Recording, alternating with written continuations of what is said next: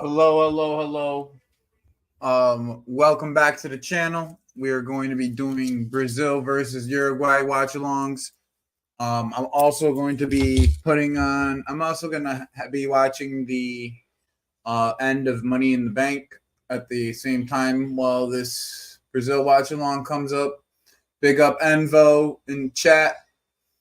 If you guys are interested, I can throw the end of Money in the Bank in the Discord. If you guys are interested, not too sure if you're interested. Big up Artur, but I'm gonna throw on the end of Money in the Bank, and then if you guys are interested in watching Money in the Bank, we can do that. We could watch the end of that together before the Brazil game comes on. Otherwise, I'm gonna throw the Brazil lineups up. Come on.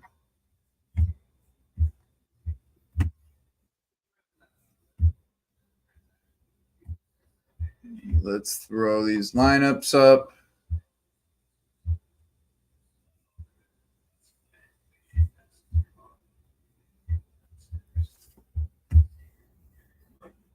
Let's mute this sucker here.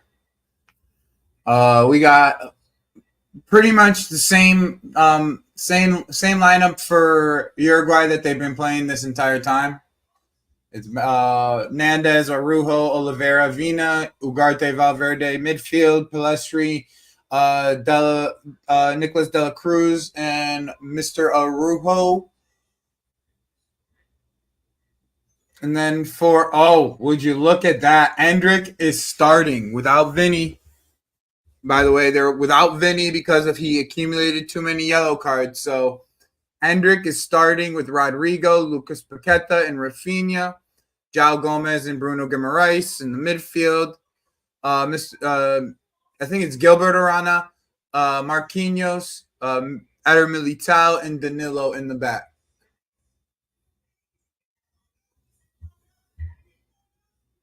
What does everyone think about the lineups? Big up Jojo, big up Mediterranean Menace.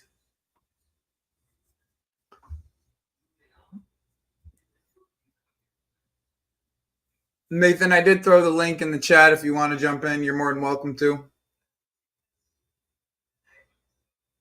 What just fucking happened?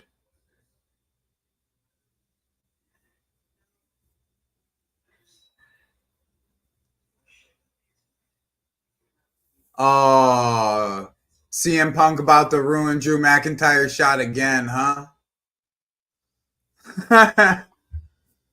I think so too.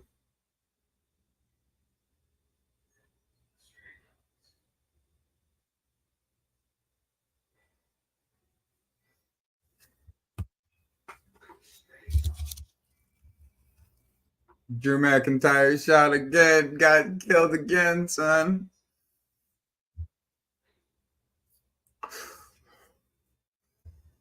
It's all good. Bless up, bro. Bless up.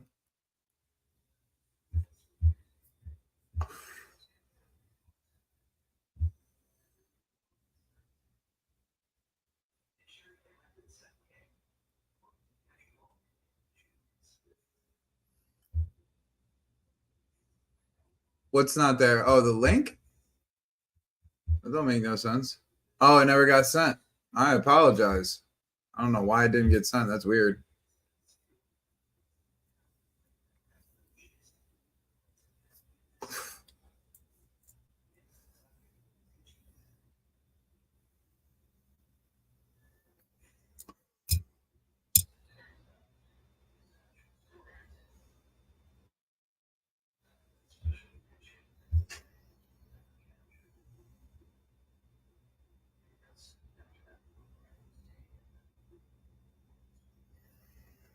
God damn.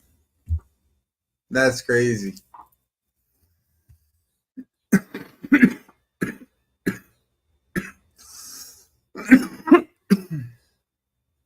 right, let's get this game in the Discord for people. Big up, Mikes.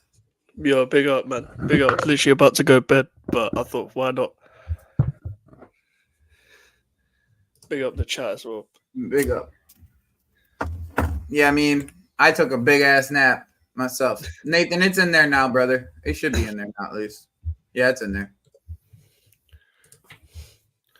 Packets on, don't let me down. I know he's been stinking according to people. I haven't watched him yet this tournament. Yeah, he's been bad. That's a shame, man. He's been bad. You reckon Uruguay got this?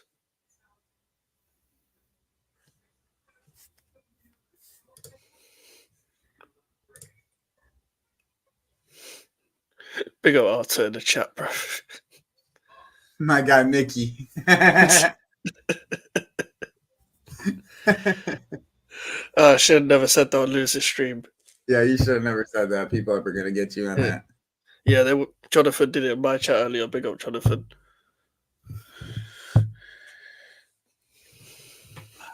I took a nap as soon as you sent that link out. I was like, I wish I could come on, but I'm not being able to do nothing. Yeah, fair enough. Me getting drunk last night. I actually got drunk last night, and me getting drunk last night was like, it was like fun, but I woke up like, nah, probably shouldn't have done that. Probably should have stuck to 2 drinks and instead of 3. I hear that. It's always 1 drink too far, man. Always. I did that after we won the Conference League, man. I just started throwing up in my own house the next morning after. I'd celebrate, bro.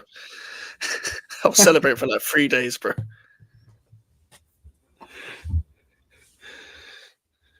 Yo, big up. Big up, Nathan.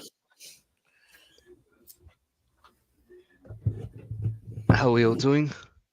Good, bro. All good. They're coming out right now. Yeah. I got the Discord up for everybody, by the way. I'm gonna finish watching Money in the Bank, though. No, you're right. I had like 3 coffees, so I'm good to go. I might set myself with some tea myself because the boy is half asleep.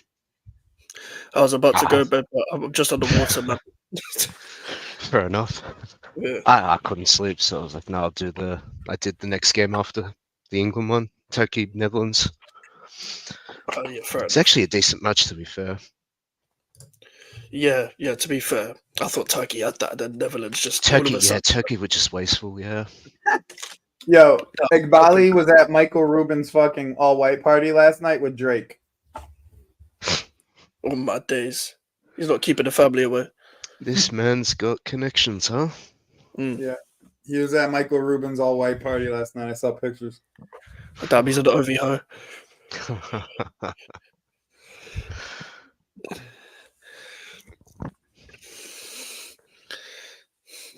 Why is Nunes smiling like that, bro? They're just doing the national anthem. Nunes smiling so weird, bro. He's a character, I'll give him that. Yeah, man. I was saying yesterday on Lewis's stream about the Spectrum ballers with Havertz. He's up there, man. 100%. Spectrum ballers. That's hilarious. Spectrum ballers is hilarious. I had to put Havertz in there as soon as he thought he could chip a ball. I had to put him in that category.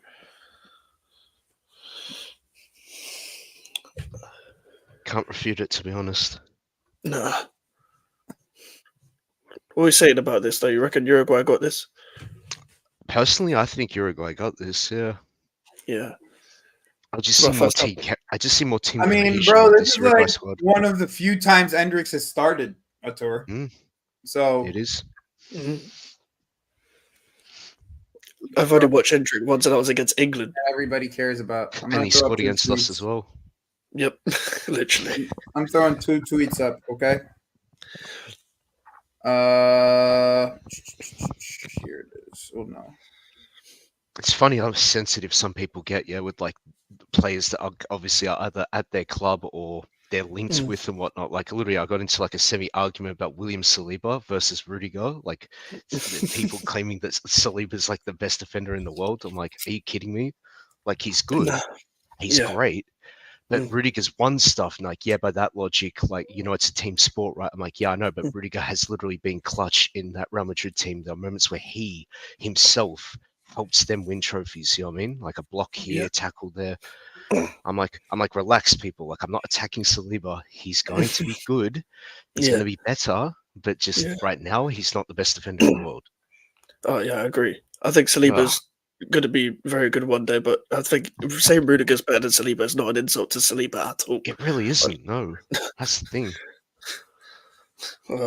Rudiger's pocketed so many world-class players. Like, you got to give the man his the guy's credit. like, he's like, if you name any like scenario where Saliba got beat, I can name 5 that Rudiger got beat. I'm like, okay, cool, but like, you're still missing the point.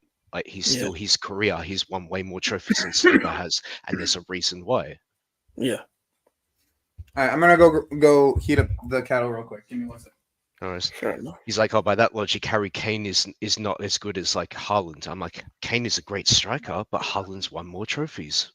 Yeah, it's fair enough. I think Kane's obviously the better overall package, but Haaland's got that deadly finish. He's won trophies, bro. Like, because we can't refute the trophies regardless. Like, talent-wise, the eye test is great, but they still need to have the trophies to show for it as well. Which means like they either assisted or scored, you know? Yeah. All right, so Rudy Galletti is pretty much proving my point. My overall point in this whole thing. And something interesting that came out of this was that Chalobah is one of the players that they actually want to get. Napoli want Chalobah in the deal? Potentially. Huh. Chalobah and Cassidy are the two names that you guys have to look at because they are going to have to replace Zelensky as well. Chalobah was coached by Conte when he was with us, right? Mm-hmm. Okay, that makes sense. What that Chalobah? I swear was it not his brother? No, not Nathaniel. No, this is Trevor. Just Trevor. And then there's one other tweet that I want people to see. The thing is, would he want to go to Italy? That's the thing. I don't see why not. You know, some people get like some players obviously want to stay at home and all that, stay in their home country. Yeah, fair enough. Yeah, that's true. I just followed the Tamorian. You got Billy G. Nice to see you, brother. And here's the other tweet. So we know that like we're just waiting to see which one we get, but I don't see. There's 2 tweets here. Signing a striker isn't even guaranteed, depending on Christopher and Cuckoo performs in preseason. And then this tweet right here. I've been saying this since we got linked with Samu Oradon. He's not fucking moving anywhere. Like, he's just not. Like, he's not going anywhere. Like, this is the guy that they believe. They went and bought this kid because they spent a good $15 million on this kid like 2 years ago, and they believe in this kid to come in and be the next striker for Spain. Like, to replace Morata in their club as well. Yeah, he's as soon as Morata leaves, this kid's starting. Like, they're not going. He's not going anywhere. The thing I hate about this, Joey, is the way the tweets are phrased here. Like, Chelsea are gonna they're still talking with Atletico, or they're prepared to spend big on him and whatnot. Like the way they're phrasing it, like that we haven't given up and that we're gonna probably go even higher than we've already bid for him. Yeah, Chelsea have held more talks with Samu Amrodi on this week. Yeah. Like, I'm not personally buying it, but I'm not personally buying into it. But you know how Pius and all them men are moving right now. They just aggregate everything. Yeah, they rejected 35 million from us at Atletico for that. They rejected 40 from us. We apparently bid 45 mil. Yeah, they clearly want to keep him. They're gonna keep him, bro. Well, here's the thing: if we offered 70 for him, I'm probably pretty sure they'll probably take it. Everyone has a price, but yeah, they definitely want to keep him.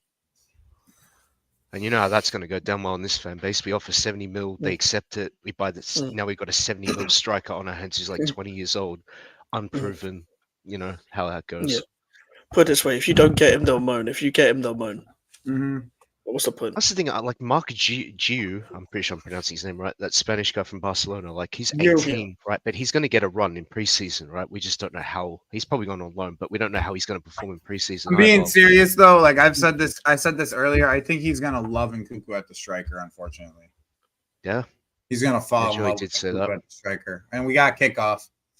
Yeah. The reason I say that is because like I can see him being one of those kind of managers that want like a false nine Gabriel Jesus type of player. A player that's got good literally- movement off the ball. Like that's Yeah, what Nkunku is, but he that's actually exactly can what he finish. is. Yeah. So he can make runs off the ball. You know, Yeah. good movement, good finishing. Even That's last the only season's worry I preseason- have about the whole situation, in my opinion. But Even last season's about preseason, the whole Osam situation, in my opinion, that's my biggest issue, the biggest concern now. It's not necessarily that we'll go get someone different; it's that we don't get anybody, and we just play Nkunku up there. Yeah, I'm not gonna lie, that's a bit of a problem. Like, what didn't Nkunku get like 3 goals last preseason as well? Like, he got played up front and he scored like 3 Well, goals. it wasn't even just that; it was more the fact that in preseason he cooked, and then he got injured in preseason. Yeah. So But I think, like, I was actually not gonna lie, I was actually impressed by his movement off the ball, like when he was played up front, like in those preseason games. I love Christopher's movement off the ball. Yeah, He's a great player, man. And you know me. You've been following. You've known me for a while now, Nathan. I'm the biggest advocate for Christopher Nkunku. Like I'm the one guy 100%. that's been advocating for Christopher Nkunku to get just telling our fan base, just wait for this kid to be able to play. Every time he plays, he just creates something from nothing. Every 100%. single time. You can just tell there's like more to his game than meets the eye. Like everyone just tries to stereotype players as like they're just like this or that, like a finisher or just Big up, a link up play. This guy's got everything. Oh yeah, he has everything outside of the height, right? Like literally outside of the height, he has. Not everything. everyone can be blessed with height. That's the thing. Yeah. Big up, Lewis. Big up, My Lewis. G. How's the Big up, barbecue, Lewis. my guy? You having a good time? You having a good time, Lewis? I hope the barbecue was good. Yeah, man. But Dog I think fights he's today. still there. I think he probably stayed out there. Stayed out. And Yeah. Enjoy it. I don't think Enjoy it's it. that close to him, to be honest. I don't know. Nah. I don't know where it is. He To be made honest. it Somewhere seem in like London, he maybe. wasn't going to be back tonight. That's what he made it. Nah. Probably. Lewis, you catch any of, if you're still in the chat, you catch any of Money in the Bank? I've watched literally all of it. I'm still watching it as we speak right now. So apparently John Cena's retired. Is that true? Yeah, he retired today. He retired. Huh? Bro, you're finished. I'm finished. That Bro, that barbecue was by the end of last night, bro. That's how I felt. Literally, that's how I felt. And I was just I'm drinking still at home, feeling it. streaming. That's all it was. I was literally just sitting here, sitting right here drinking. By the end of the stream, I was slurring. Like, I was ready for that fucking stream to be over, bro. Oh, there's nothing more than me wanting the fucking England game to be over. I felt like that during that. Hey, we all felt the same. English, non-English. You guys felt like death for a different reason. I felt like Oh, death yeah. because I literally just felt like death. No, I'm used to it, bro. If I was Like I watching said, boys, I probably, like I was telling Mike, I probably drank Same here, one Max. too many Same here. drinks. One too many drinks. that's how I'm gonna feel in a couple of weeks on my birthday, bro. I'm gonna be done out here. I'm gonna be done out here, and I'm gonna stream it probably. I'm looking forward to next weekend. I'm going out next weekend. There's a drum and bass show that I'm really looking forward to. Yeah, that's all you're right. Shit is a requirement. It's a requirement. That's why you were so quiet during the game tour. Yeah, I'd be the same. I don't want to get clipped up saying some madness on the stream. While I don't pissed. care. As long as I'm not offending nobody, I don't care. Yeah, that's true. Even if I'm offending somebody, it depends. It depends. It depends, bro. Yeah, it really does depend, doesn't it? If you get offended by me saying something nonsense, then Mike, I must say, the picture on your Twitter with the mustache really suits you. Yeah. Like the mustache suits the fuck out of you, bro. you're the first person to say that. Nah, it does. It suits the fuck out of you. I don't like having facial hair, so I just keep it Yeah. non, bruv. But everyone, even on that video, from that picture, it's from people commenting like, "Why is that on you?" My facial hair grows like fucking pubic hair, all curly and shit. Yeah, You know what? I just That's get the same problem I like- have. Is I don't know if it's a Middle Eastern thing or not, but like, it just, yeah, it's a problem. It's like I could never get curly hair on my head, but on my facial hair, that's So all true. curly. It's not even that. Like, I have gaps as well. Like, you want it to like fill out, like fill Oh out. yeah, like, yeah, the- yeah. I have it just that too. doesn't. They're right here. Yeah, right exactly here. right there. Exactly. Yeah, I So, always get like, random I'll hair get snippets. hair here, right? But I won't get hair like right here. So Mm. I gotta like shave it down to go down to like here for like. The That's chin. exactly what it is. I literally just shaved like yesterday too. But Yeah, like I I go mean, in I between should- phases where like I let it grow for like a few weeks and then trim it down to like a few mils, like quite Yeah. short, and then just grow it out, rinse and repeat. when I Yo, let my hair, let my hair grow I need to long, be I on just that. get I need mad to use that. sideburns. I need to use that regain like Matisse. Bro, when I get the random hairs he on the grew a cheeks, beard bro. so quick after using that. Bro, me with a beard would be so weird, you know. People would be like, "Why don't you look 12 anymore?" I just use a joke. I'm like, I got the height of a 14-year-old, but the facial hair of a 40-year-old. So you do simple math, you get 30. So Unfortunately, I've got the height of a 12-year-old and the facial hair of a 12-year-old, so it don't really matter for me, bro. If I'm getting ID'd for like the next 10 years. nah, I think I look 30, maybe a little bit younger than 30. But that's about it. not that I get offended when I I ask think I people look that, but my I age. usually get guessed like a bit higher than 30. Huh? Normally, like when I ask people that question, I usually get like over my age. Not that I take offense or anything, but yeah, like usually guess over, never Yeah, under. I normally get a bit younger than 30. I always get younger than like 16 or some shit like that. Bro, I always get 16 alright. or younger. So I haven't gone balding yet, so Yeah, same.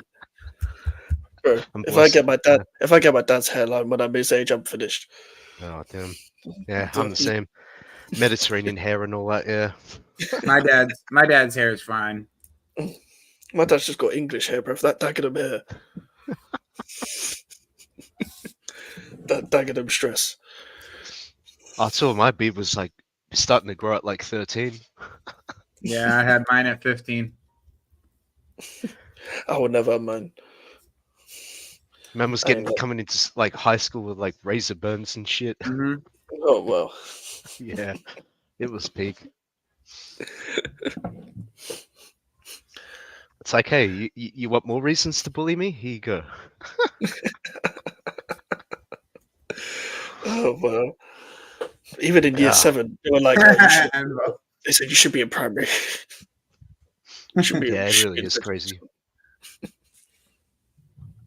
Man's already applying for fake IDs by the time he's 16 and all that.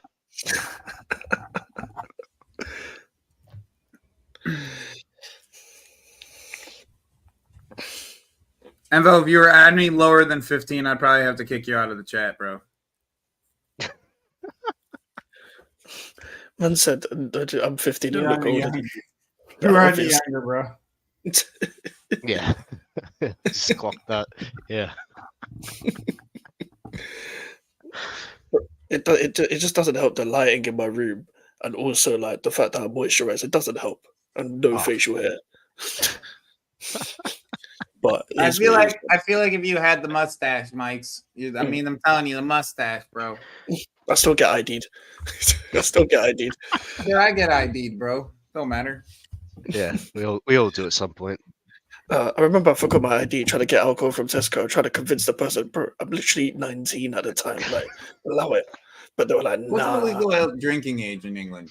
18? 18, right? 18, yeah. Yeah, 18, yeah. Yeah. Nobody follows that, though. That makes a lot more sense, true. actually. Yeah. It's the same with driver's license as well, 18. Well, actually, no, it's a bit younger, isn't it? Mm-hmm.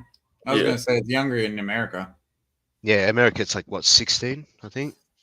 16, 17, yeah. Yeah, depending on what state. It's 21 to drink in America. 21 to drink alcohol, yeah.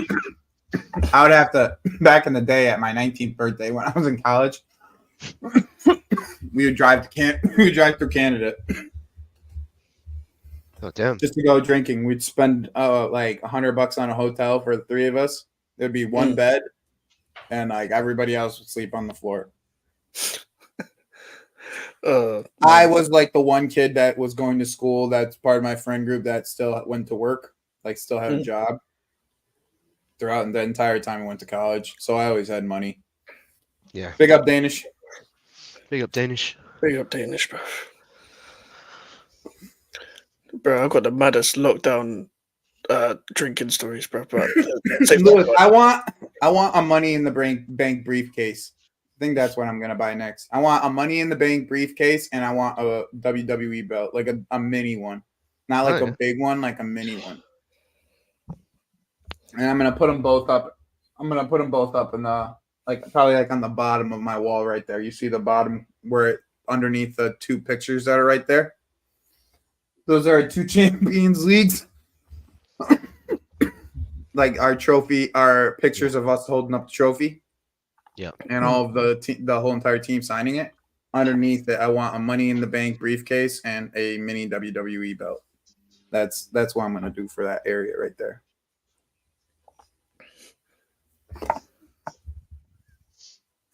My next big commission check. Yeah, I imagine it's a place you can buy those things. Yeah. You just buy them online or eBay. Yeah. Not true. You can buy them on WWE.com though.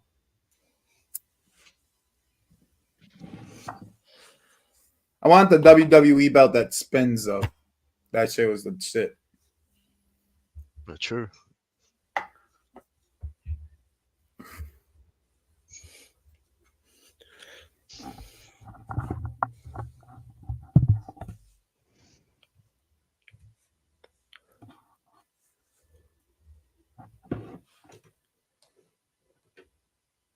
Look, he missed that Bielsa ball in the Prem because when that first season when he was at Leeds, it was kind of entertaining, but then they just didn't give him the players to like pull that football. Bro.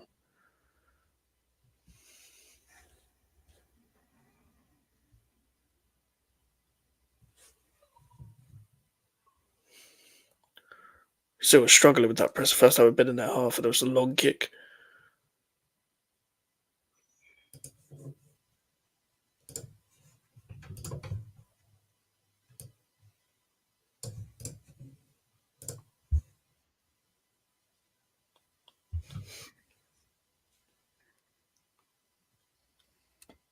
Oy vey.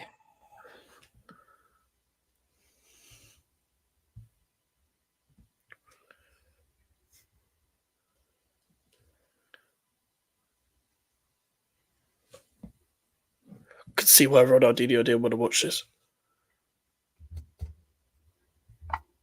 Yeah, Rafinha ball, bro. Yeah. That Bielsa tax on him. Nah, I'm fucking done with Dorval, bro. Keeps playing Rafinha instead of Savio. It's crazy. Once Esteval's another year older, were you gonna not put fucking Esteval in this team? You're gonna keep playing Rafinha over Esteval? Yeah, you can fucking go. Fucking Brazilian fans will go crazy if that happens. Fucking bum. Deflected free kick, bro.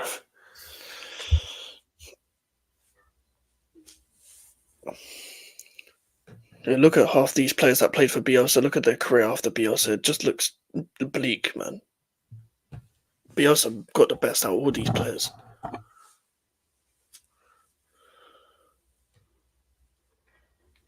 I mean, he's getting the best out of what's it called right now, Nunez. Yeah. And Ugarte. Ugarte's has had a really good Copa. This is my first time watching these two teams in this competition. So I'm just interested to see what happens. Oh, I haven't missed a Brazil game.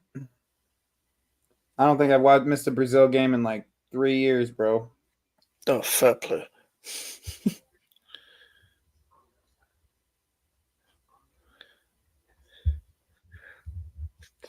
All I've just been seeing is people just saying that been so shit.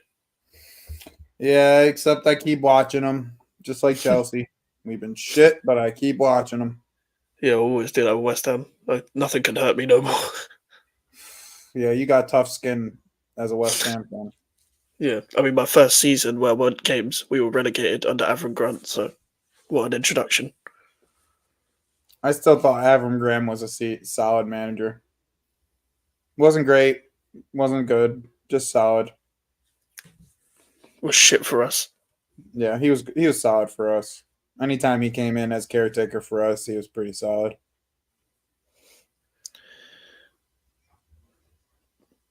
He also had teams that he didn't have to worry about. Like that's the kind of thing. He was more of like a man manager, people pleaser. Yeah, And you can't do that for West Ham. no, not in the state we were in. No. We just had a takeover.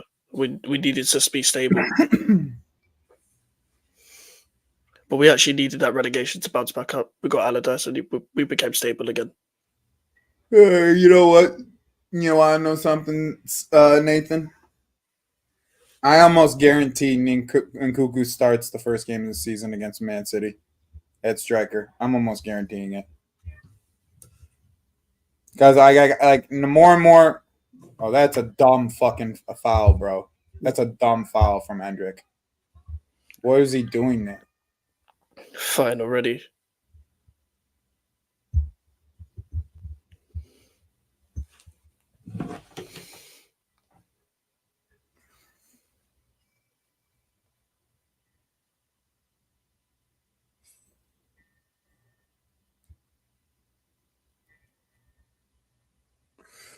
Oh, we knew this game was gonna pop off. I didn't know Jimmy was live as well. Jimmy's live? Yeah, Jimmy's live. He said it. He even put in the title. Yeah, I know it wasn't planned. Oh damn.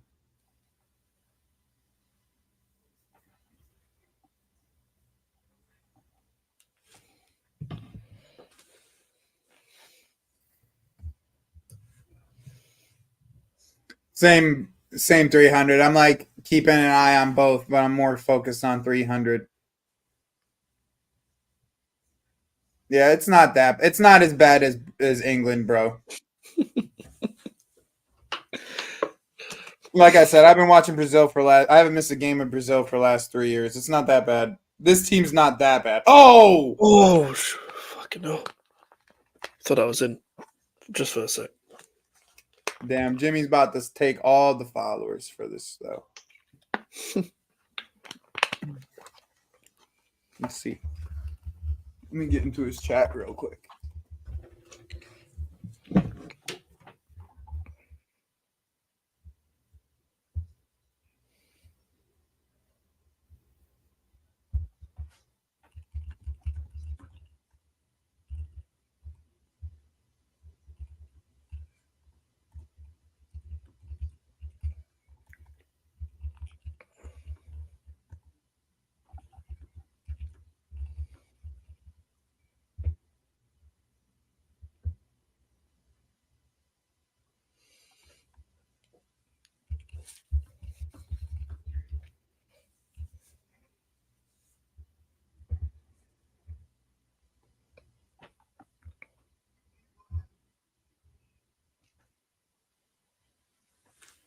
Yeah, we'll do snooze along for it'll be snooze along for the remaining game. I was literally ready to fall asleep too. That's not even a joke. I was watching the game with my mum. She wanted to fall asleep. I was just kind of hungover still too. I think West Ham and England have broken my mum's love for football. She just lost all excitement because of Moyes and Southgate alone. She's like, fuck this, man.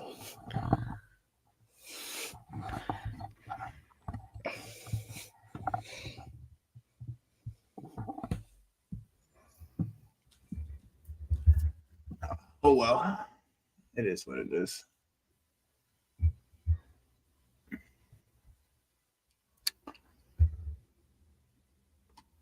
God damn.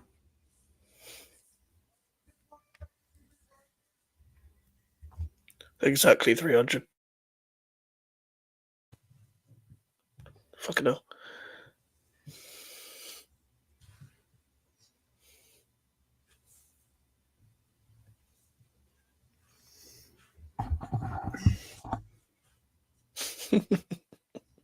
Yeah, that ass.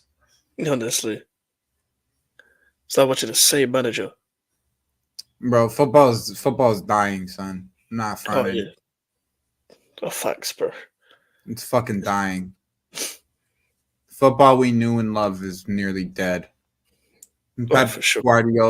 Pep Guardiola is the fucking the Grim Reaper.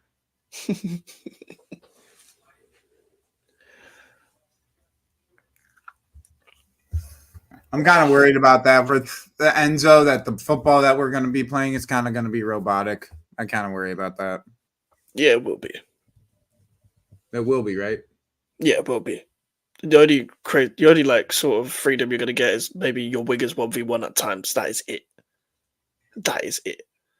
I just don't know how you can do that with the type of players we have. I'm not too sure.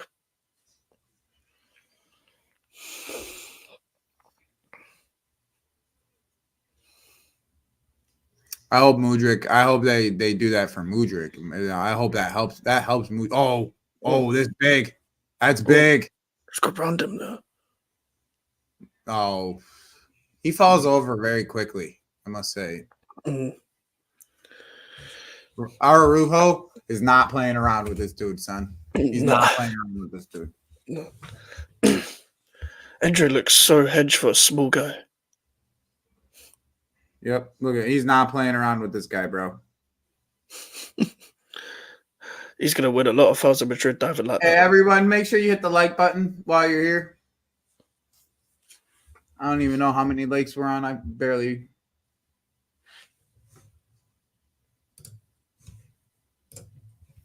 I mean, at least I don't have Nacholini in my stream. Like, Nacholini is literally his entire stream right now. That's who he's talking to. No, fair enough. He's a regular in Lewis's. I mean, I'm good. I cook that dude every chance I get.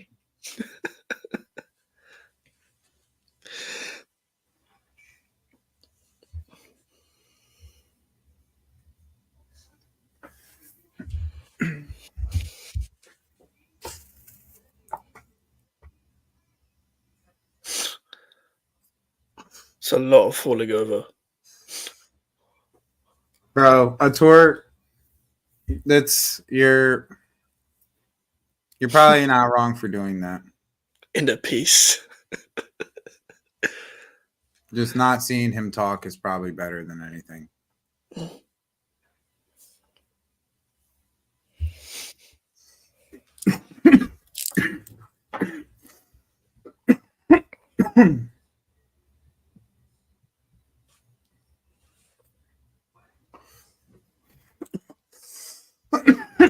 That's not a foul.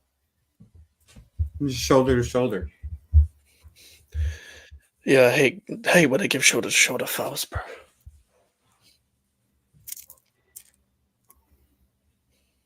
I do believe, Nathan, I do believe that fucking look at that. This shit is kicking the fuck off, even on the sideline, son.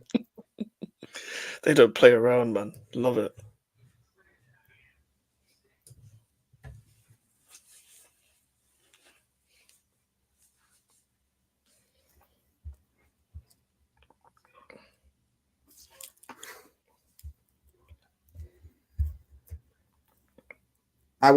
Who do I think will win, or who do I want will win to win?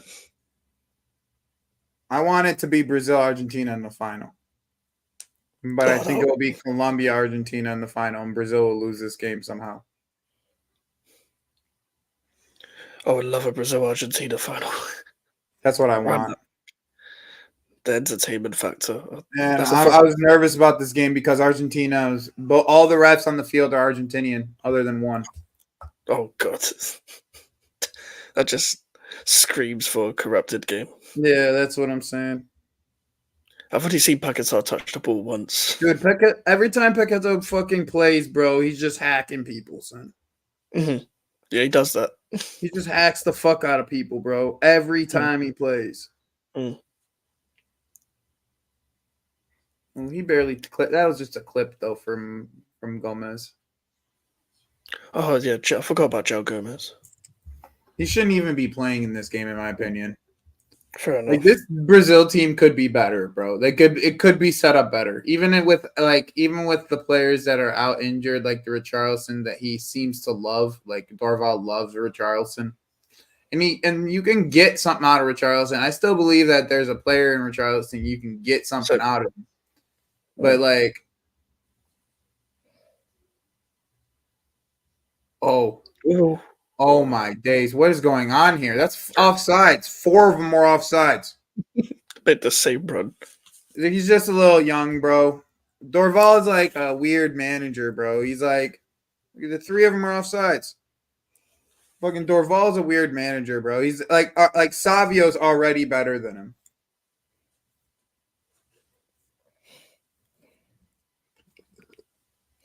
Yeah, that's the thing. 300.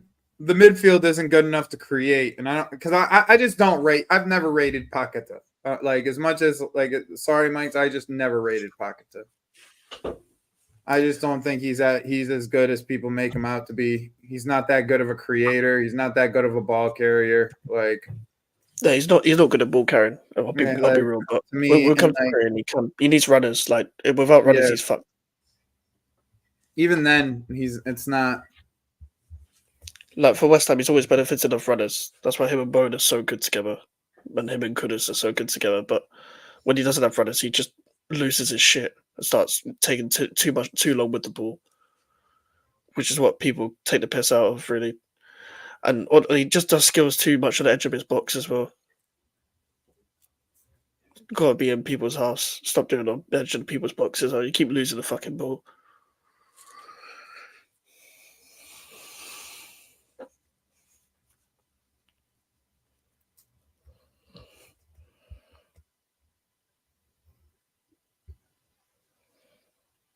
It's a good ball. Oh, maybe not.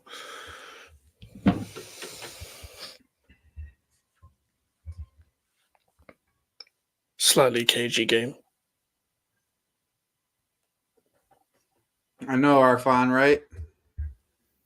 Rafinha is a bum. No, I rate Savio though. That ass. I rate Savio. Like Savio should be the number 1 right now.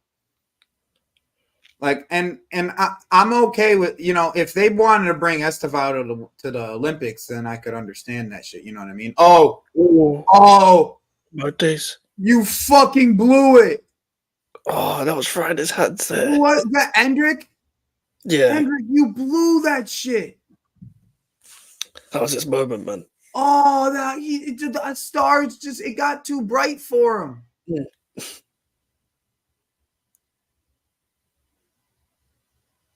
Oh, dude. Estevao puts that shit in the back of the net. I'm not gonna front, son. Estevao at least puts it on target, bro. That guy just ran over the ball. Oh, that cross was shocking. Is that Palestri? Yeah. Oh, God. Yeah, I mean, the people overrate this Uruguayan team, bro. What the fuck was that? What the fuck was that, Endrick? What the fuck was that? Seriously, what in the fuck was that, dude?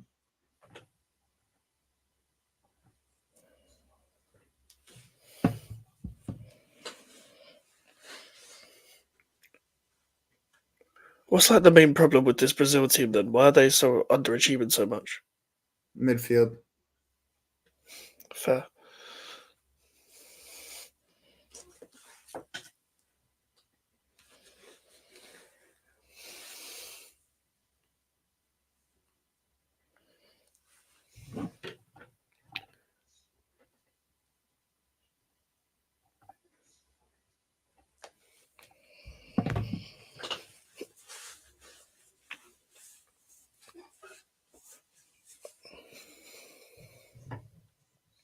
Joe Gomez had a good season at Wolves, but I almost think sometimes it was a bit of the system. Yeah, but not better than Douglas Luiz, bro. Or Douglas, not better than Douglas Luiz, bro. No, no shots.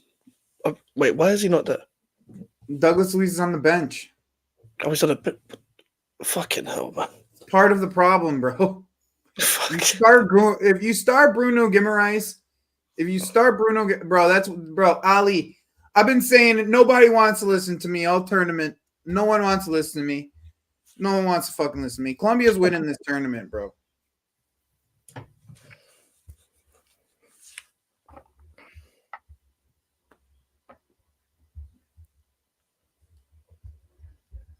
They'll probably do the Rock. Cena Rock last match.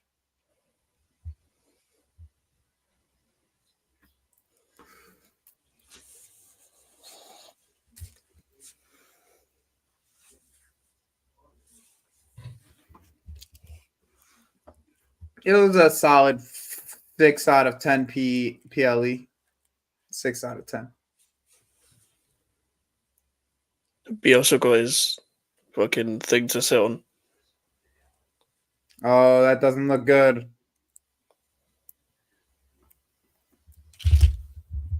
Looks like Araujo's out for the game. Why is he injured there?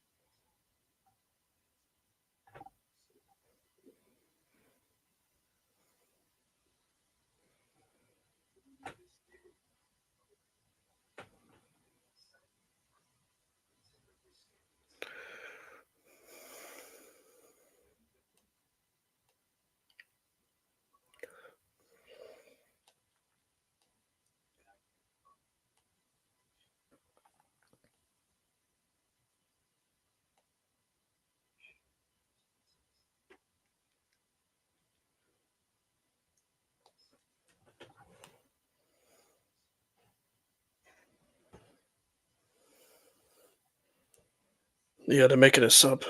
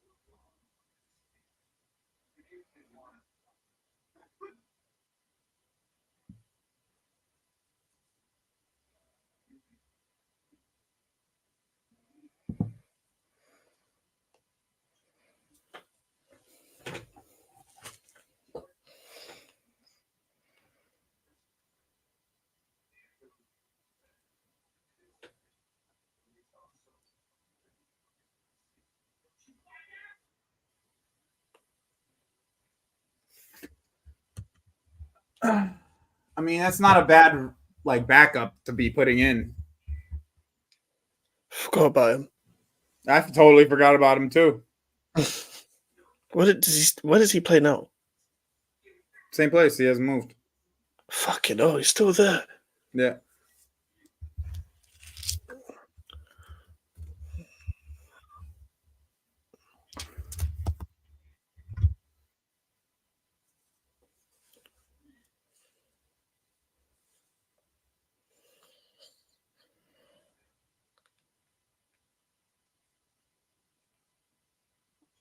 Yeah, we were linked with Jimenez for a while too.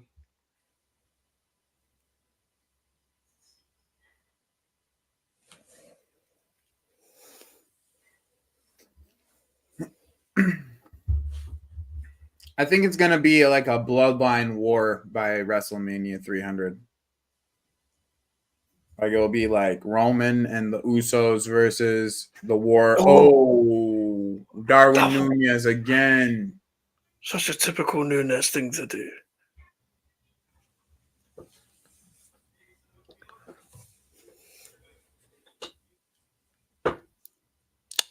It's a free header, man.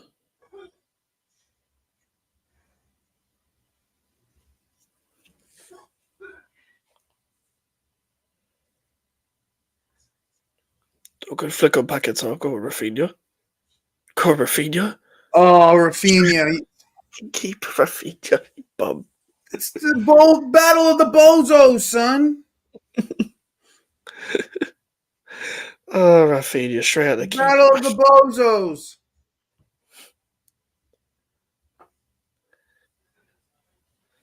Rafinha and Jimenez. Or Rafinha and Nunez, bro. Oh, man. What has happened to Brazil? We putting faith in the wrong type of players, bro. That's what's going on. Apologies for that. Brazil's never been afraid to play their young talent either. That's the thing. If they're talented enough, they get to play. And this manager just doesn't. Like Savio is way more talented than Rafinha could ever be. This guy used to be the under-21s manager, right? I think so. Because like he brought through the likes of Andre Santos, so you'd think he would want to bring talented youth. Yeah, same Star Slayer. Fucking same. That's weird. I was always happy we never got Rafinha. People were mad about not getting Rafinha. I was always happy. I was always one of those people. You guys watch Rafinha only when you see Leeds. I watch Rafinha every time he fucking plays for Brazil. I knew that guy was a bum. And Hendrick is starting to look more and more like a bum too. Definitely, certainly looking more overhyped I'm than he going to probably be dead deserves. ass with you. Yeah. I never trust a footballer whose shoulders look like they're higher than his head. Never trust a man like that. Nah, it's not even that. It's just like I thought there was more dribbling ability behind him, and he doesn't really show it. I think people are also misprofiling him, and probably even like the people hyping him up, misprofiling the type of player that Endrick is supposed to be. I don't think they're misprofiling him, bro. I think he's just PR is crazy, and he's just not. Sure. I mean, he's just not ready. His Instagram post pissed me off. Like I see him like obviously, goal he scored against England was he's probably taken, too small right now to be holding off these kind of center backs like fucking Ronaldo or Araujo, bro. Like, I mean, Araujo's a giant, son. Yeah. You know what I'm saying? He's a giant. He's 6'4", 6'5", and he's a big dude. He's a big dude, and like when you're playing striker for Brazil, you need to be the connector in the end, the guy that's going to be able to put the ball away.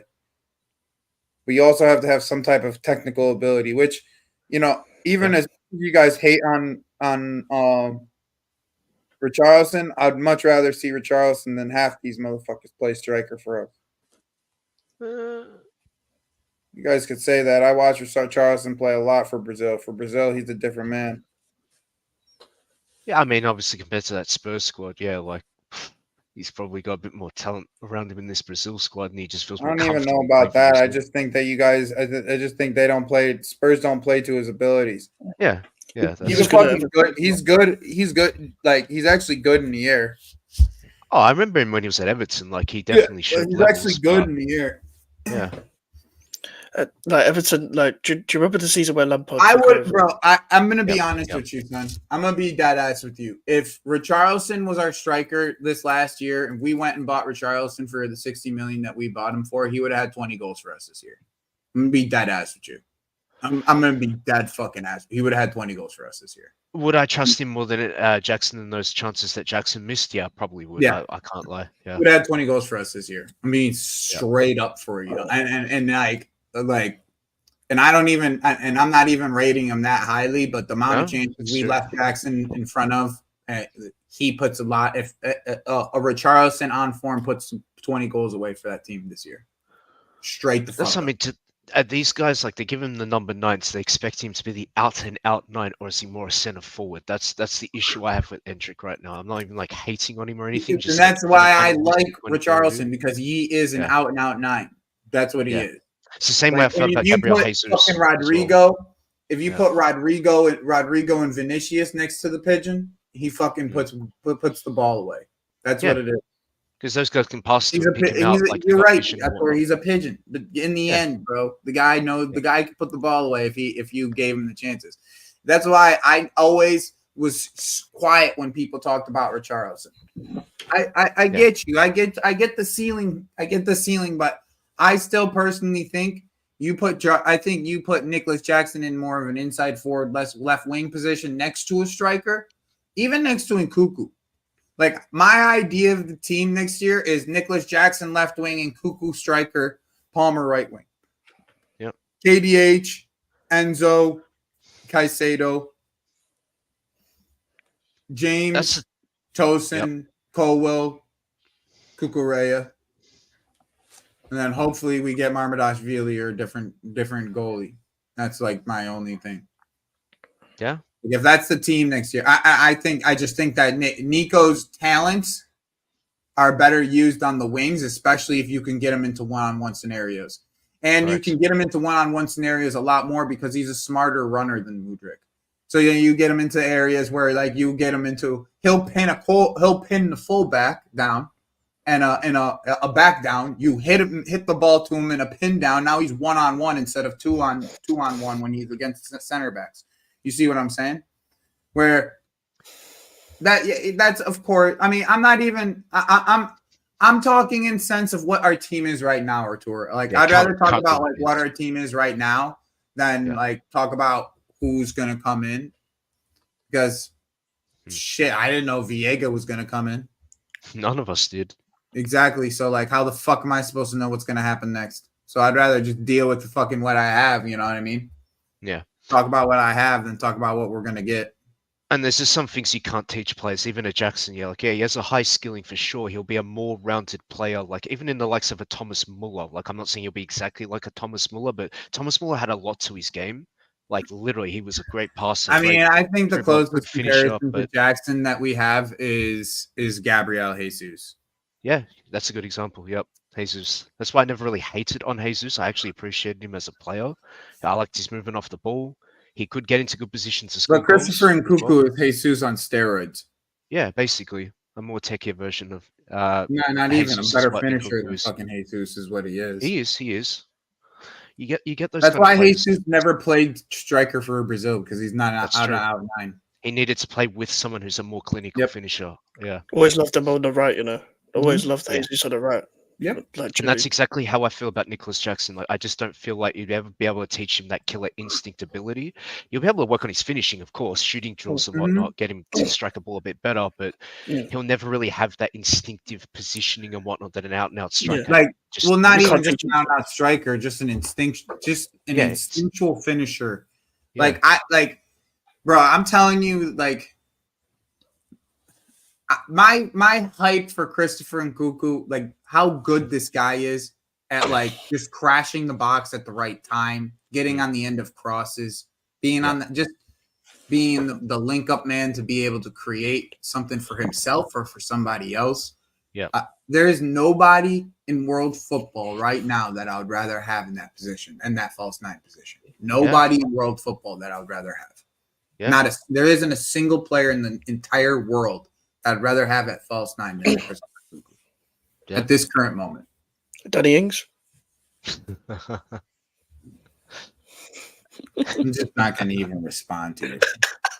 Like, you know what it is here? Like, the best comparison was every time you talk about Danny Ings, we're going to sell you. We're going to sell you Chilwell over and over and over.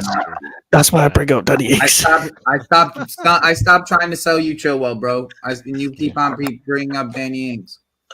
No, but that's why I bring up Danny. That's what it is, Arfan. That's what it is. That's my home. That's my biggest hope. Yeah. Because he's the type of player that can make a manager look like a genius. That's the fucking thing. Yeah. Like, he made Nagelsmann. He created Nagelsmann's career on his own, pretty much. 25 plus goals in 2 seasons back to back for Nagelsmann. Yep. That's what I mean. Like, then Nagelsmann thinks he can do the same exact thing with Kai Havertz, and look what happens in the Euros. Nope. Donkey. Nope. He simply never had those skill sets in the first place. I'm a little surprised Nagelsmann thinks he can. Bro, he scored 25 plus goals for Nagelsmann twice. Yeah. Twice. Yeah. It's like our version of Antoine Griezmann is what we got in the. That's what it is. It's young Griezmann. That's what it is. Griezmann when he was young. Young Griezmann. Yeah. That's who we are right there. And it's basically the best comparison. That's what I mean. Like even this Mark Gio, apparently, like he, from what I've seen, Like of I course, would have opposite team, if he's if I'm Deschamps, I'm playing in Kuku up top next to fucking in Dembele and fucking yeah, Dembele and Mbappe, because he's Yeah. going to get the best out of them two, and then he 100%. doesn't even need to score to get the best out of them two, but he will. Yeah, goals and assists. Yeah, it's Yeah, all of but it. he will is the thing. Yeah, he will. That's what I mean. Like people just need to profile players accordingly and play them to their strengths and stop trying to force them into roles that you think their attributes will allow them to shine in, and they just cannot. They just do not have the facilities to do it, no matter how hard they try. It's the biggest problem. That's why I'm like looking to Maresca to obviously like clearly he knows what he's looking for. That Vega guy just looks like the perfect fit for him. He just knows what he wants in a type of player like that. Is there any games tomorrow? No, there's a break till Tuesday, I think. Yeah, Tuesday. Yeah. Which I can't lie. I wouldn't be surprised if we get the Maresca stuff comes out tomorrow or Monday. Then yeah, all the press conference. That probably makes a lot of sense. Yeah. Yeah, they'll probably recognize there's nothing going on. Probably drop that stuff. Star Slayer, I think he will because he'll play like conference league games and like minutes against fucking. And if he can prove himself in like the small minutes we give him, like coming off the bench and stuff, then I think he will. I believe Dacho Fofana hasn't been, well, since they haven't been sold yet as well, all them strikers will get a run out to see. Yeah, you guys, I think Monday's the day we get the Enzo Maresca stuff coming out for us. I think it's almost guaranteed the way that the football news is shaping at this current moment. Like it makes a whole fuck ton of sense. Yeah, if Mark Giroud proves like he can make those type of runs, good striker of the ball, even if he doesn't score, he gets him on target, they get saved or whatnot. I think Maresca, who knows, could see that as like, yeah, I'll give this guy a run it regardless of his age. And that's how it should be. Like, and obviously we're crying out for an experienced player, but if they show the levels, then at least don't rely on them. Maybe don't rely on them to be starting, but at least give them minutes here and there. That's how it should be. Yeah, Rafinha needs to gather himself, stop playing hero ball. But I feel like if you just replace him with Savio, we get a goal. Yeah. It's that simple. If you replace Rafinha with Savio, we get a goal. Like that's. Rafinha is hero ball, bro. No, he is. He believes he's that winger. Like he believes he's that guy. That's the problem with him. I hate when he just stops to do a pointless diagonal as he used to do at Leeds all the time. So annoying. He's just a bit more competent version of Anthony. That's what he is. Yeah. He's Anthony not on the spectrum. I might have to relegate him to the spectrum if he keeps performing like this, though. Yeah. Rafinha's on the spectrum, bro. Yeah, probably is. He probably is. He is so erratic. He'll do like one crazy like cross or like good dribble and what. And next thing you can't even do the most simplest things. So like, just look at him go. What is wrong with you? Yeah, Bowen Claire. Yeah. And of course, you know who his competition is now at Barcelona, right? It's Lamine Yamal. Like as if this guy's gonna fucking start ahead. Yeah, this guy's fucking his career is done at Barcelona. Start learning Chinese, buddy. I don't even see that. Like, I think even Newcastle or a Premier League club probably goes back in for him because he's played in the league before. Barca needs some money. He's apparently not part of Hansi Flick's plans. So, hey. Start learning Geordie. Start learning Geordie. Because they ain't going to understand him there.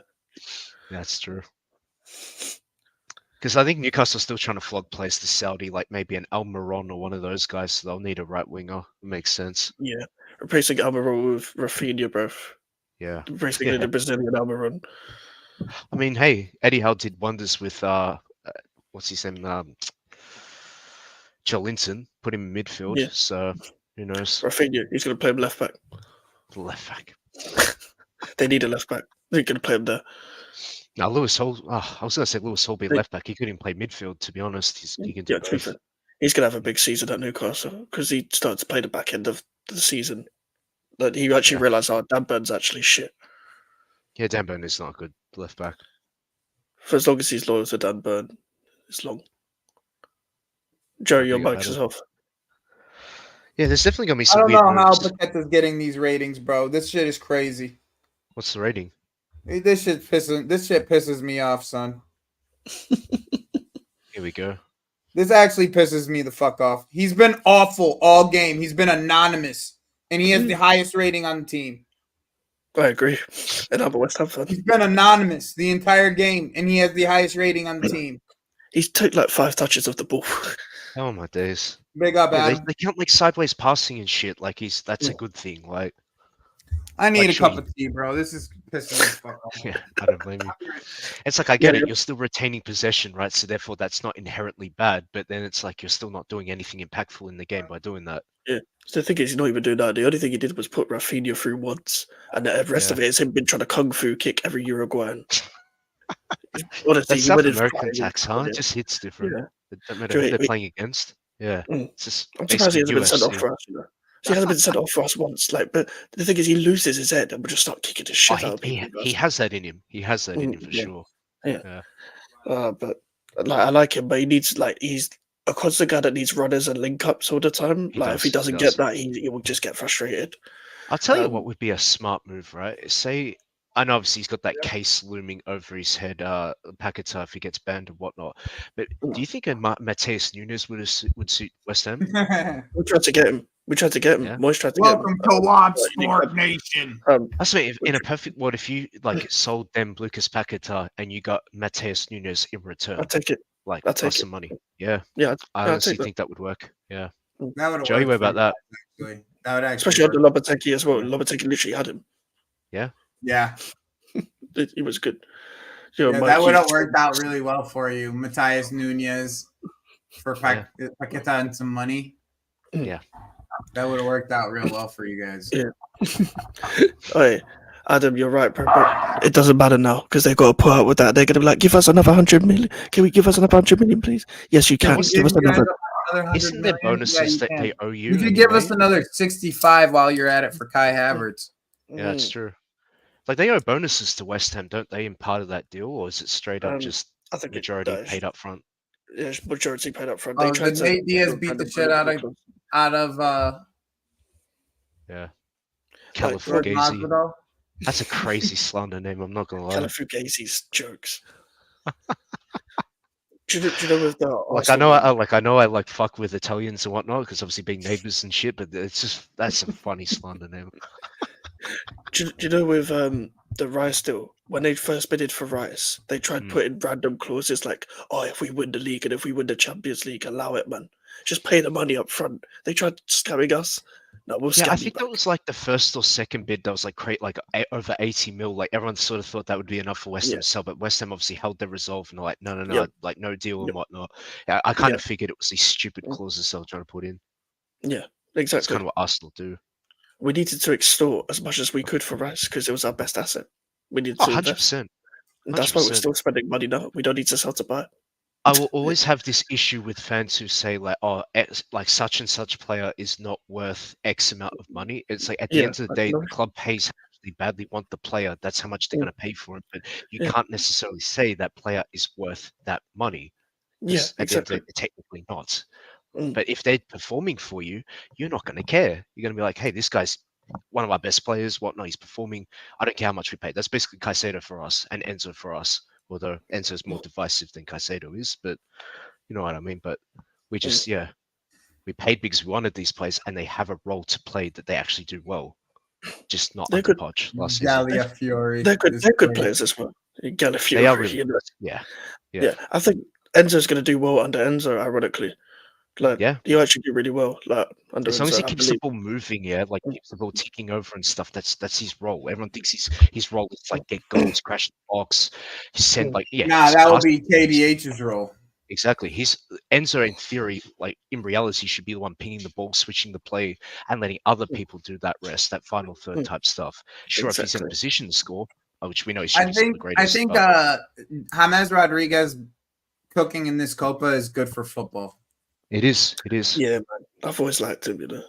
I'm hearing United fans want him, are like now dreaming of him to replace Bruno. I'm like, Bro, I don't that's a blame Man you. You United. see what That's a Bruno Man United doesn't do, signing if I've what ever seen one. James is doing. Yeah, Yeah, that's a Man United signing if I've ever seen one in it 2024. really is. It really would be. Yeah, Such a Man United signing. Nothing's changed because at Manchester United if that's the signing they want.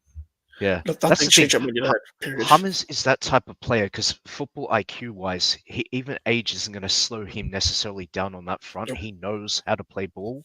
Like he is Yeah. a playmaker. He's going to find those passes. He's good at set I pieces. don't and believe whatnot. Manchester United have the balls to sell Bruno Fernandes. I don't think Nah. they do either. They don't have to No. send Seaman. They don't. They don't have the balls to do it, bro. They just don't. They don't have the fucking balls to do it. Most know what overrated his player I've ever seen.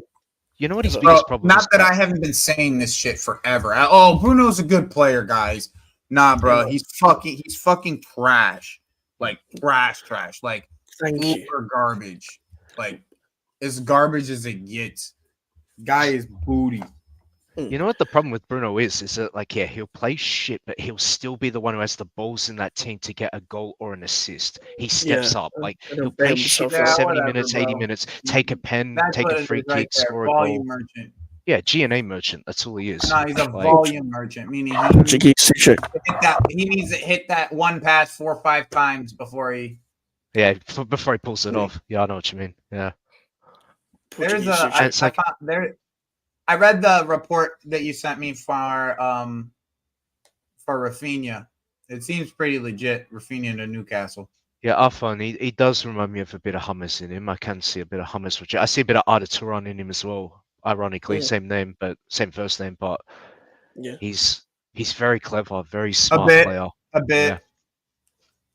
Obviously like not as him. techy as Arda Turan was, but like from a mental point of view, like IQ wise, yeah. You're talking about James Rodriguez. Arda Güler is who he's talking about. You keep saying Arda. Yeah, Turan. no. Yeah, Arda Güler. He's saying Arda Güler reminds me of Hummus. I'm saying Arda Güler, as from a Turkish point of view, reminds me of Arda Turan. Like he's got a lot of that football IQ, even for a young age.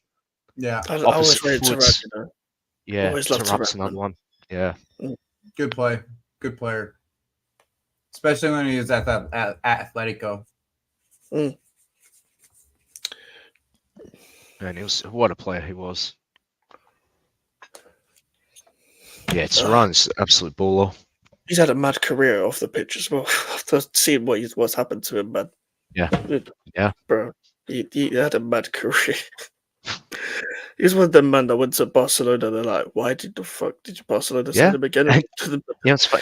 And same thing with Griezmann as well. Griezmann did the exact same move. Yeah. Yeah, exactly. Bro. And unironically, so did João Felix as well. Same club, same move, same outcome. Yeah, that's weird. Bro, Yeah, you go to Barcelona, you either flourish or you die. Yeah.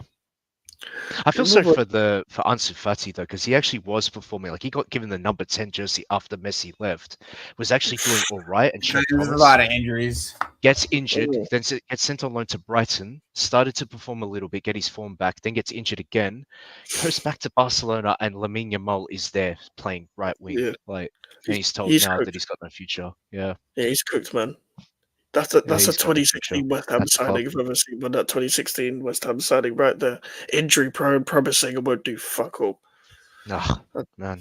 Look, he's still got time on his side. I'm having the same argument about Matthias de Ligt and all that. Like, they got time on their side to potentially get back to their former, like, best, like, selves. But especially if you got an injury record as bad, you could get injured again, and that would obviously be a gamble. But if they're under 25, I would still do it. I still think de Ligt's probably a decent move, like a good move for United if they do it.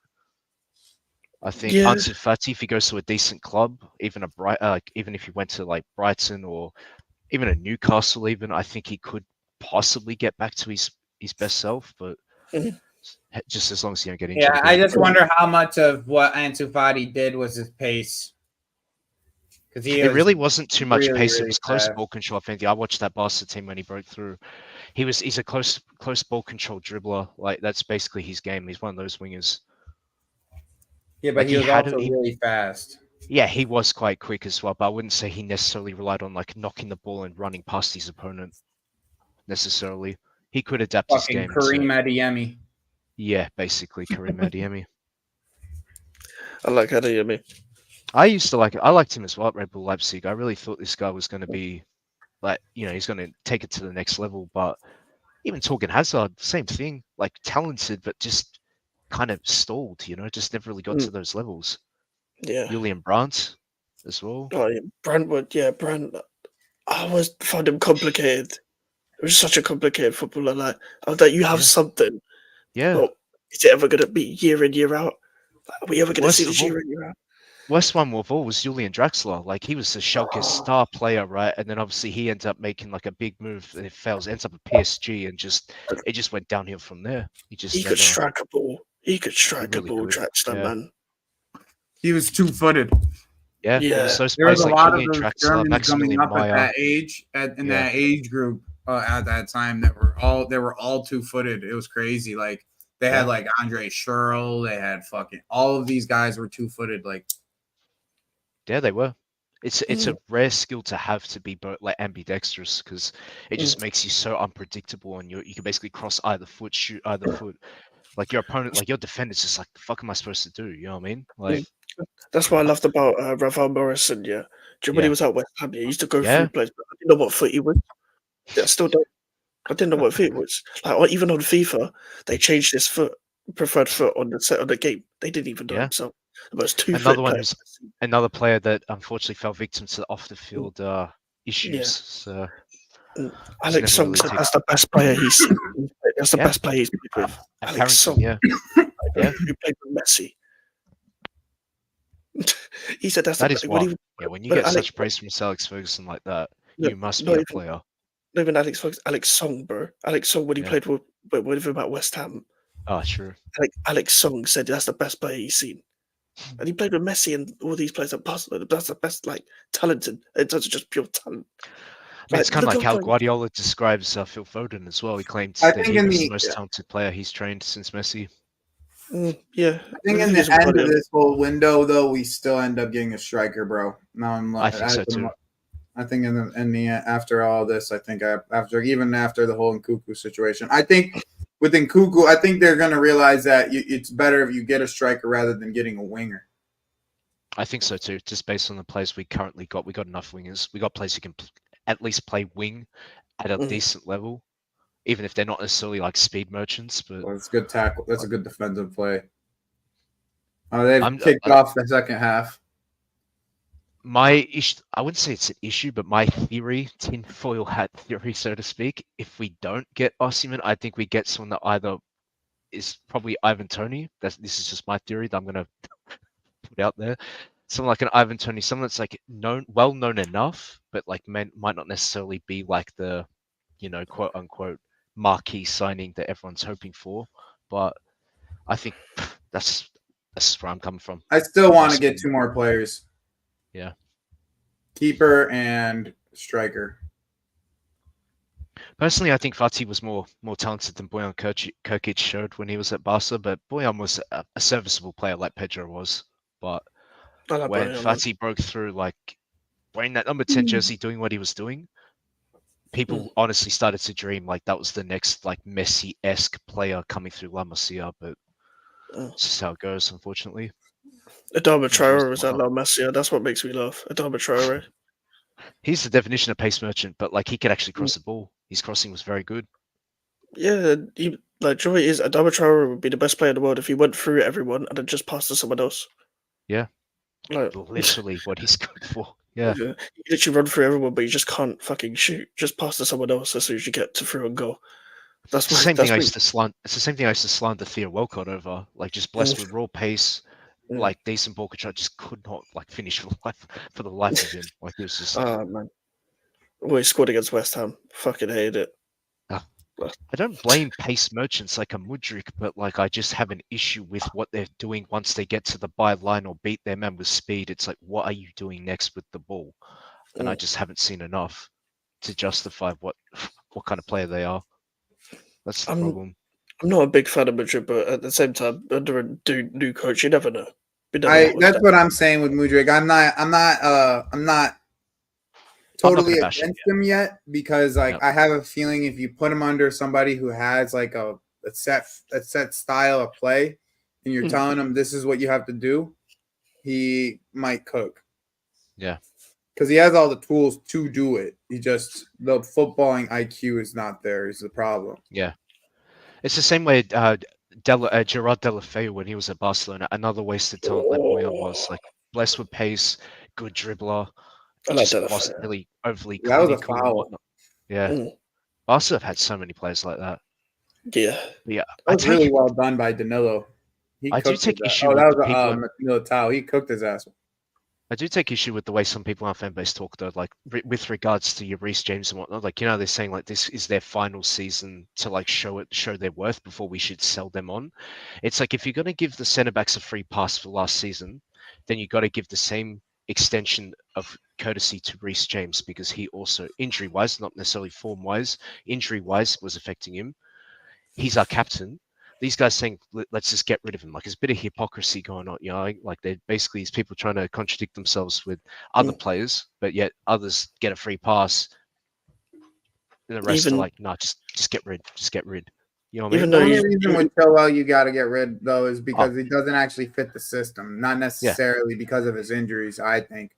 There's a reason why I left Chilwell out that sentence. The wages and the fact he doesn't fit the system. Yeah. All of our other fullbacks now fit the system. Yeah. They all can invert into the midfield. Every single one.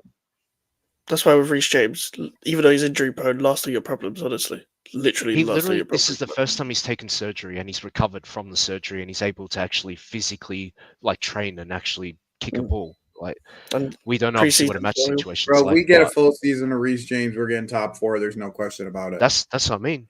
There's literally not even a question. Not even talking about. I think you'll get selling him anyway. Right now. Like people are talking about. I think so too. Current, I think people are sleeping on us to get top 4. I think Maresca is going to end up being one of those managers that come into this league, implements a system with a team, and everyone's going to be like, "Wow, look at this guy implement this system. They're all playing so well." You know what I'm saying? Like that's what it feels like. The type of fucking manager. Remember how they were wax lyrical over De Zerbi when he came in to Brighton and just implemented the system. Then they started playing well. Yep. Yeah. Yeah. Imagine that a manager has his own ideas and starts implementing them. Like imagine that. Yeah. Such a foreign concept. Man discovers powers. Like look at Crystal Palace, yeah, with Oliver Glasner. Like, look what he literally did. Just ripped up the whole playbook of Roy Hodgson's football, and it's just like I'm playing my football, and look how they bought into it. It took him literally to like 2 games. Yeah, that pissed us right off. Like, you seriously telling us it took our club 11 months to play good football, or 8 months, and it took these guys like 2. This is a better example. I actually agree. Okay, I can concede that could be a possibility. Yes. I'm just hoping we don't end up like the way Tottenham ended the season after playing like that. Yeah, that's the whole thing. As long as we can stay relatively healthy, bro. Yeah. Yeah, that's a good point, Artur. That could be the case. You say relatively healthy, bro.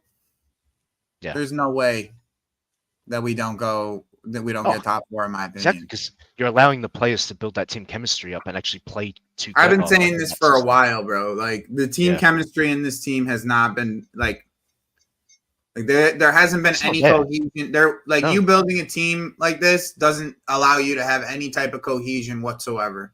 100%. So you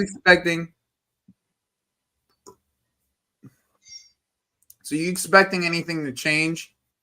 Yeah. Extremely quickly when you just buy players is not going to happen. Like I never expected us to be like bopping the ball like Barcelona until I expected that end of the season run. I expected it because early in the season I looked at the schedule and said this run at the end of the season might be something to get us into top 4. Like I said that shit. I said that shit early in the season last year. Yeah. And I was right in the end. I was right about a lot of this shit that we had. We just the thing is we have a lot better depth than Tottenham. Exactly, Artur. Yeah. We have a lot better depth.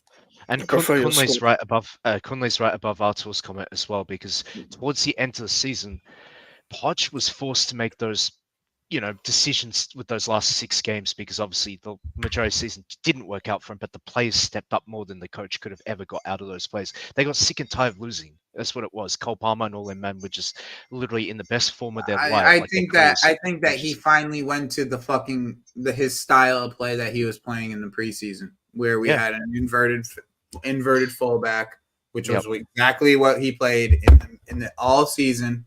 But he couldn't play that because he had Levi Colwell. He didn't want to do it with Gusto. He didn't even give Gusto a chance to do it, really. No, he didn't. Until the end of the season. That's what I mean. And the players just performed because they knew that as soon as you give them the opportunity, they perform. That's not a handball. Yeah, 100%. That's not a handball. That hit his shoulder. But yeah, he's right as well. What for this upcoming season, if we do well, everyone's not going to give the rivals are not going to give Maresca the credit. They're like, this guy's a championship manager. How can he be this good? It's just Cole Palmer saving your ass, or Nkunku who's fully fit, playing well, etc. But you guys finally got Nkunku back. Look what's happening. This is why I don't take these people seriously. Like, their agendas are just so clear, and it's just boring. It's just what they want it to be, bro. I literally put the boring emoji under every comment on Twitter, like when I feel like it. I don't do this like 24/7, but I literally put the sleeping emoji and the boring emoji just to let these men know, like, you guys need to step up your banter because it is boring as fuck. Like, you guys got no banter whatsoever. You're trying to rattle me over that shit. Hypothetically speaking, Atur, it's not even hypothetical. He played the attacking 8 role for Leipzig before, and he when he was playing his upbringing at PSG that's where he played attacking 8. Yep. He was more box to box than back in the day, actually. More box to box. That's why you can bring him into the midfield. Fucking have him pick up the ball and then have it sprayed out to a Jackson, a Jackson out there or a Palmer out there that are more Jackson, a extremely willing runner, or you put 100%, or you put Mudryk out there. You know what I'm saying? Yeah, keep the width. I'm just over Sterling until he proves me otherwise. I'm over Sterling. Like Sterling needs to prove to me with his effort than anything, not with his technical, not him missing those passes. The pass. That's free kick. I know that's Raheem Sterling. Raheem Sterling plays with his head down. Okay, exactly. That's been Raheem Sterling. He's capable of passing, but as you said, he keeps his head down so he won't pass. That's all it is. It's not a technical deficiency. It's just a mentality thing. It's not like that. You remember that one time where he could have squared it to Palmer and he just didn't. Everyone was killing him for not squaring. I'm pretty sure that was the Wolves game away. He didn't see Palmer. His head was to the floor. Yeah, his head was to the floor. Yeah. He didn't even see Palmer because his head was to the ground, bro. He was looking at the ball. He's making sure he didn't overrun the ball or overkick the ball because that's been his issue his entire career. 100%.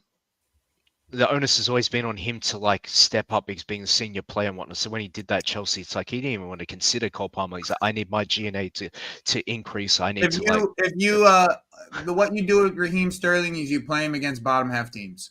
Yeah. Yep. That's what you do with Raheem Sterling. Yep. He could start against bottom half teams because he'll cook.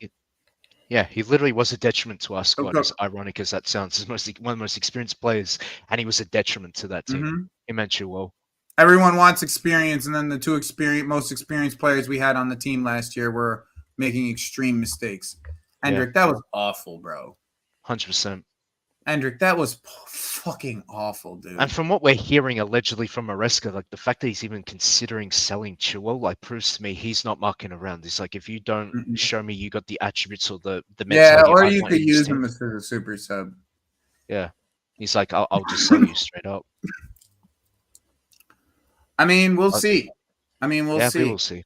The thing is with Mudryk that I think is with Mudryk, I bet you is a baller in training. He looks like one of them players that is just ridiculous in training, bro. You know what I'm saying? We've heard a few things come out of training like that. Yeah, we have. He probably looks like one of them dudes that just look world class in training and just can't get it down on the fucking field. Yeah, that pressure hits different when you're actually playing competitive football match. I don't know if it's that. I think he just he looks lost, bro. Yeah, fish out of water, man. Complete fish out of water. Lost. That's the thing. Like you'd expect, obviously, the coach to give instructions, excluding Poch, because we know he simply didn't focus Well, on. that's what tactics, I'm but, like, hoping with Maresca. You can get more out of him because of that situation. Yeah. Because like if once the player sort of knows tactic wise like what you're supposed to do on the pitch, then the rest is just you literally doing it. So yeah, I'm gonna we'll see how he performs this season. I'm definitely not on the sell Mudryk train like everyone seems to be on. There's like at least five like players that divide opinion. That, The like, only way I'm getting rid of Mudryk if he's getting loaned out to Marseille. It's the only way and it's only Marseille. The only team that's loan him out to is Marseille. Fair enough. Because someone gave me the idea of if we're gonna get rid of Mudryk, and the idea is to get rid of Mudryk in the end, you send him to Marseille where Give it to the manager who knows him best. give him the manager that knows him best. You Yep. you have him cook in France, which he probably will cook in France, and then you probably have PSG end up scooping him off of you afterwards. Like that's PSG, how it turns. That's how it turns out. You know what I'm He's saying? He's a PSG signing if I've ever You seen know, him. really is. It's the perfect scenario in the end. Like it's literally the perfect. You send him to Marseille. People Set Marseille. You say to Marseille it's 60 million. If you don't want him for 60 million, too bad. We'll send him to PSG. People slander us for buying like the flavor of the month players. Have people looked how PSG moved in the last 2 windows? Colomwani, Ramos, Barcola, Gonzalo Ramos, yeah. Like obviously Vitinha's a good player. We can't slander over Vitinha, but like Nuno Mendes, like but Vitinha was a good player at his old club too. He was, yeah. That's what I meant. Like him is the exception, but there was another that Mendes brother, that Portuguese midfielder. Nuno Mendes, yeah. Nuno Mendes, another good signing. Yeah, but no one was gonna pay 60 million for him at that's period. True. So like they maybe got a hit rate of maybe like I don't know, maybe just over half. Those signings turned out well, but they certainly were scooping up all the best. Like Ugarte, they did Ugarte, yeah. and they signed Ugarte in spite of us. Yeah, that's true. Straight up, in spite of us. Yeah. That's just they cannibalize the French market. PSG. That's what they do. What Bayern does. Like as soon as you start performing for a team in the same league, they just take you. Like they just buy them basically. They should. I mean, for the integrity of the league, especially in France, it's not great. But obviously, they got the money, they got the power. No one can stop them. But like when you start buying all the Lyon players, and then Lyon almost get relegated, which they obviously survived, but it's not great. They ended up getting like fourth, didn't they?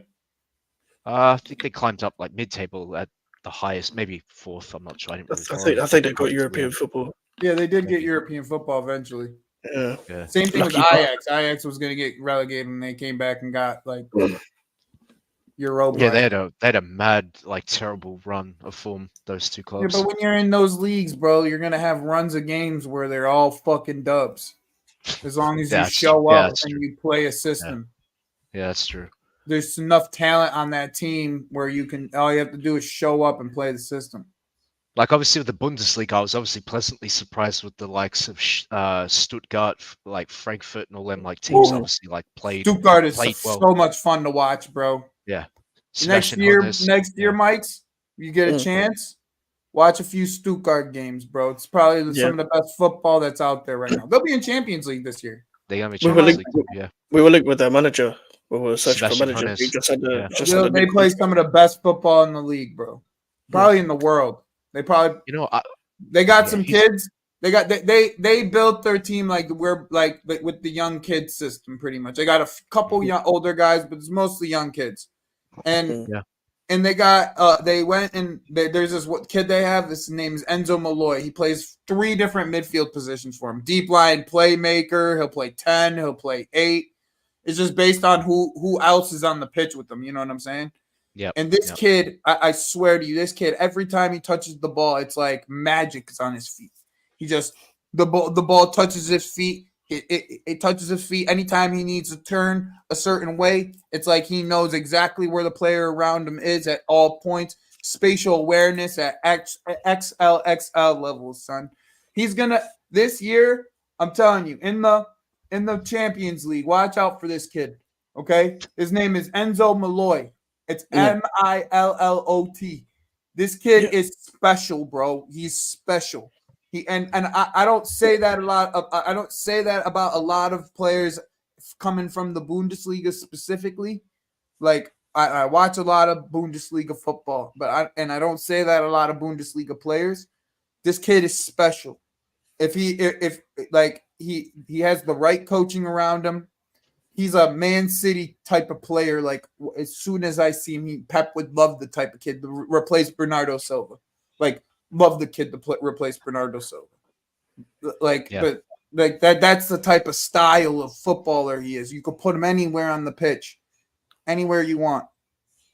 He's not that tall, but who cares? He's too technical for it to matter.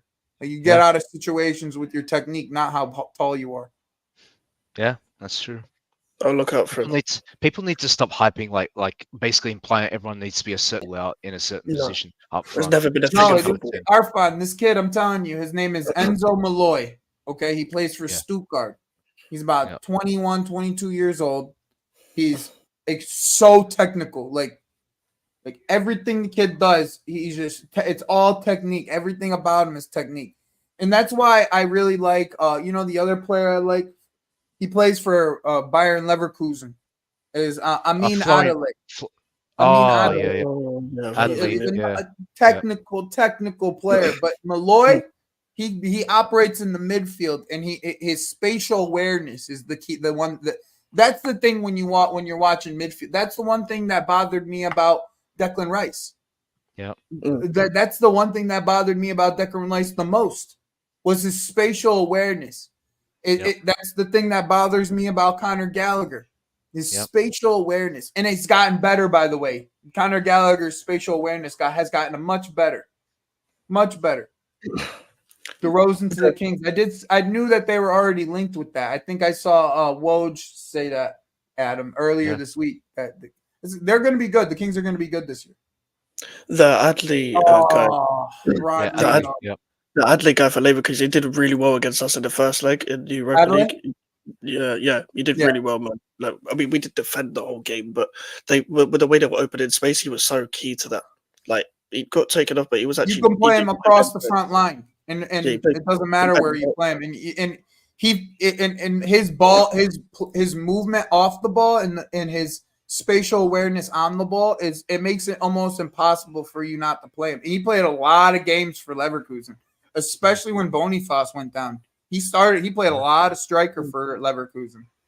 A lot. Over Holzik, he played a lot of striker for him. Just because of his off the ball movement. Yep. People underestimate off the ball movement. Like they literally underestimate it. For sure. That's how else can someone who is a technical who's got vision? Nate, if I'm a scout, there's two things there's two things that I'm looking for a midfielder. Off the ball movement and spatial awareness. How available are you to your defenders, and how available are you to your wingers, and how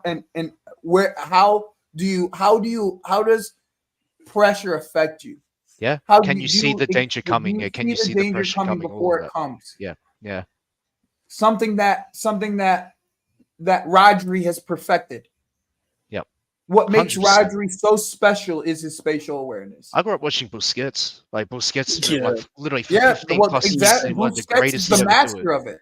He's insane to ever do it. Like he's the master of it. He's the master of spatial awareness, of understanding when pressure's coming, when the ball has to leave his foot, where the player is going to be as soon as that pressure is going to come, and where his outlet is if he needs a turn. Those are things that are come natural to footballers, bro. Especially that's the problem with Trent in the midfield is his spatial 100%. Awareness is not good enough for him to occupy the spaces around him. That's why you shoehorn him on the right. So you only have to occupy. So he only has to occupy the spaces on the right hand side. Only has to figure out what's in between him and his center back and him in the sideline. He doesn't have to worry about what's behind him. He doesn't have to worry about what's to the sides of him. He doesn't nothing. Like no. If you're constantly, you see what I'm saying? If you don't have that spatial, and Trent's the perfect example of it because you see him in the midfield, he almost looks lost. If you pressure him in the midfield, he looks even 100%. lost, even more lost. So it's That's if you're constantly scanning, you're also spotting a pass as well. That's provided your other teammates. Odegaard has gotten very good at it. Oh yeah, he kind of Yeah, learned he's that at good at Parma it. training to Odegaard an has extent. gotten very good at it. And then obviously when he went to Arsenal, he perfected it. But yeah, it's you really need that skill. I when wouldn't you're say a DM. perfected it, but he's Yeah, gotten maybe not very good perfected, at but he it. got better at it. Yeah. Because you can double team if you double team Odegaard on the ball, he ends up becoming a liability. Yeah, he's done out. Yeah. Oh, because You like obviously can players like phase him Rodri out of the game, is what I'm Rodri saying. and Busquets had like the stature as well to like fight off opponents. That's I remember looking at Yeah, but it doesn't necessarily that Nkunku has fantastic spatial awareness, especially in the box. He does. That's what makes him so special. That's what I love about Kudus, bruv. The way he takes like 4 people Great at example. the same time, yeah. Like he's deceptively strong, yeah. The way he brings down the ball, he's got 4 people around him and goes forward all the 4 people driving with the ball. The way he's able to pick it out from those spaces, bring the ball down. And it wasn't always like that for Kudus. He's only gotten that in the last few years. Last 2 years that she got that, I would say. Like it was after Ten Hag left is pretty much when he got that. That pool tax. Literally, I'm not even joking. Yeah, that's why we just need to like make sure that the profile of the player fits the right position, because you can't be trying to shoehorn players. We can't afford to be shoehorning players into certain positions. It's just not going to work. Fucking this shit right here.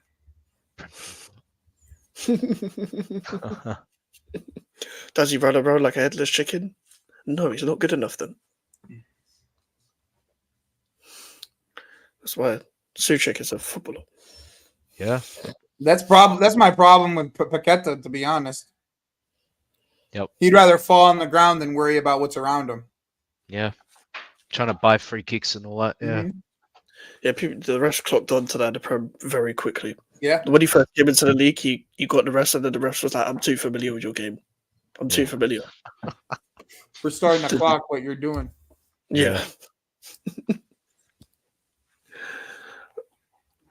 That's something like people just need to like observe. I think Start Slayer for Ghana, there's other issues for Ghana, to be honest. There's definitely hella issues with that Ghana. There's other issues. There's the fact that the IU brothers are still around, like on that team.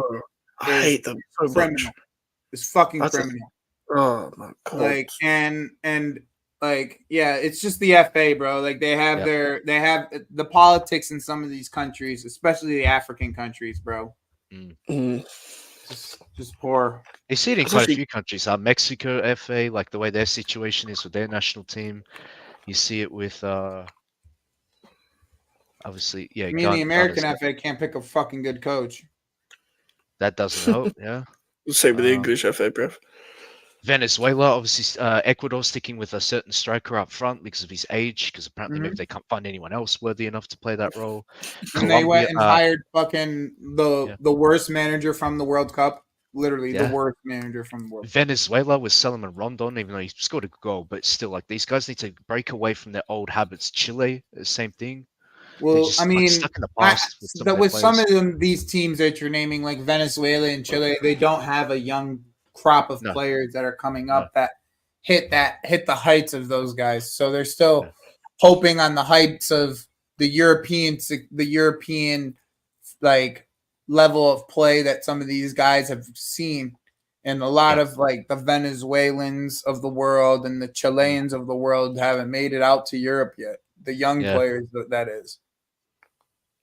Because like, they need to look within like the pool of players they got available and like maybe stop trying to focus on necessarily other ones that are overseas or the ones that are homegrown, like in their own country's league, and actually try to build a squad that's actually worthy to represent the national team instead of just shoehorning players based on other reasons. They're always going to call that as a foul. Obviously, England's just chief among them as well. Yeah, God. Arfan, don't do that shit. Oh, that would be painful to watch.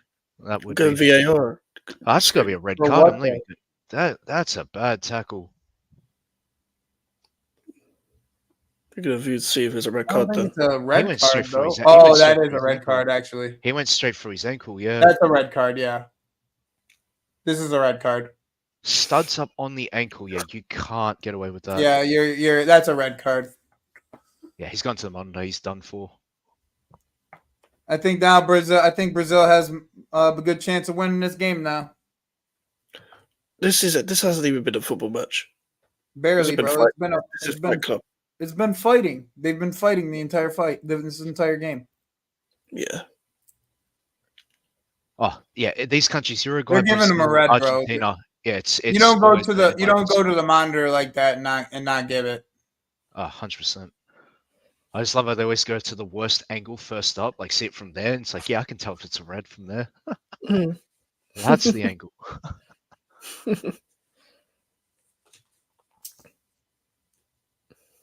I like Nice. this ref. He's like, That's a perfect. Go away. Yeah, he's actually a good ref. you know what they should have did? They should have sent all the European refs to Copa and all the fucking Copa refs to Europe.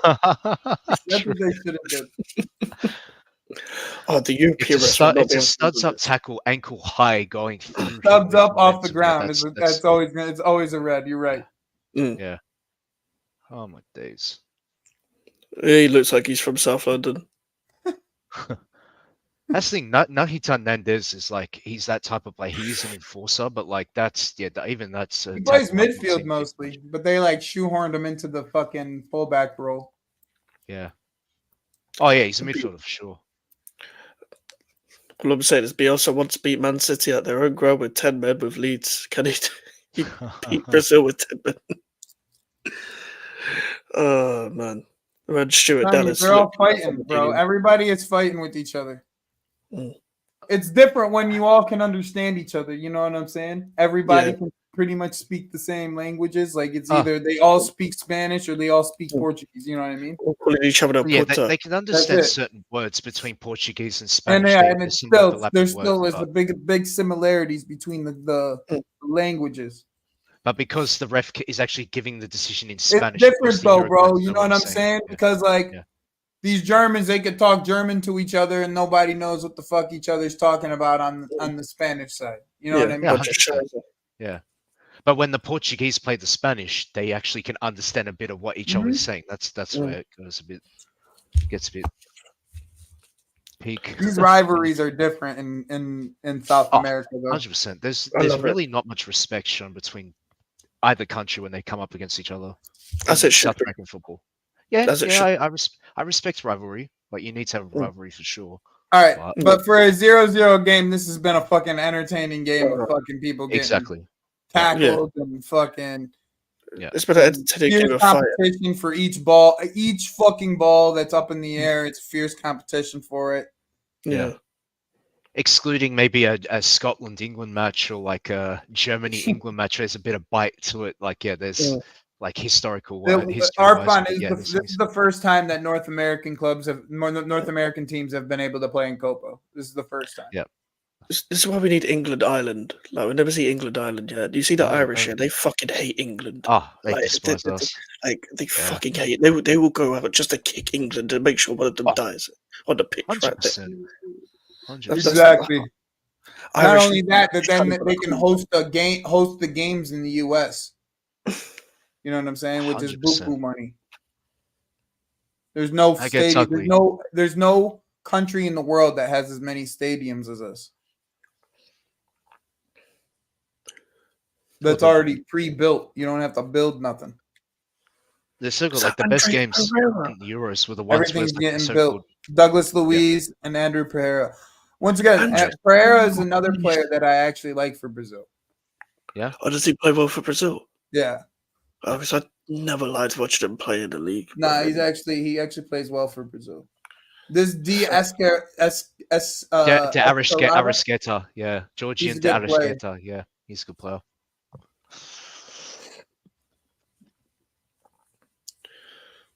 Bielsa needs to sit on that seat again. Same with Nicolas de la Cruz as well, to be fair. Mexico and the USA played in Copa before. I didn't know that. It's the Good first players. time that Canada's done it. I know that. Oh, Nunes off. He swear against Nunes. someone. Ah, Palestri got Because he's a hooks. bitch. Bombastically hooked off. Oh, Varela, I haven't heard that. I haven't seen his name in a bit. I think that might be a different Varela than you're thinking It of. is, yeah. Oh, fuck.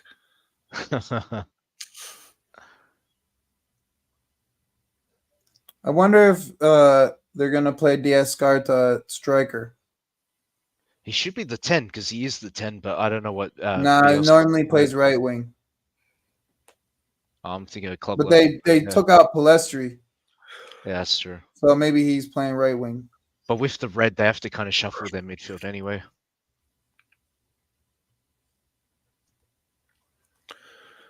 Get back at our girl and I'll shamelessly celebrate silently as much as loud as I possibly can at this time of night.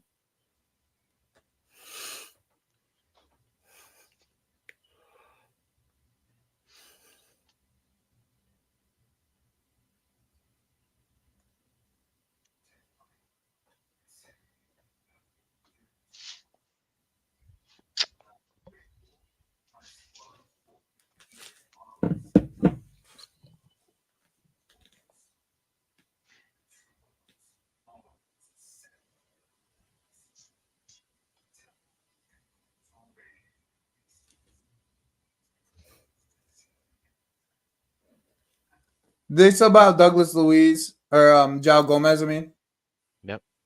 they did. You know it, Artur. No, actually, we can get more sleep now that there's actually a couple of days break. So looking forward to it. I don't sleep, bro. I haven't slept in like 5 years. It's only been these last two, like week and a half, that my patterns got messed up, like significantly. They're gonna try to get this to penalties.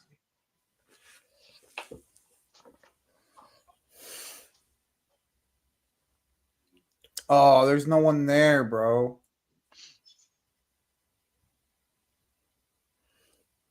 Rodrigo's had a stinker in this game, bro. Yeah, I ain't seen nothing He from him. really hasn't performed. Like, I know people are trying to justify him saying he's like world class talent. I'm like, he really isn't. I don't know what you guys are looking at, but he's not world class. It's Real Madrid, bro. Yeah, it's that Real Yeah. Madrid tax. It really hits different. A lot of Like these the players. contacts. Yeah.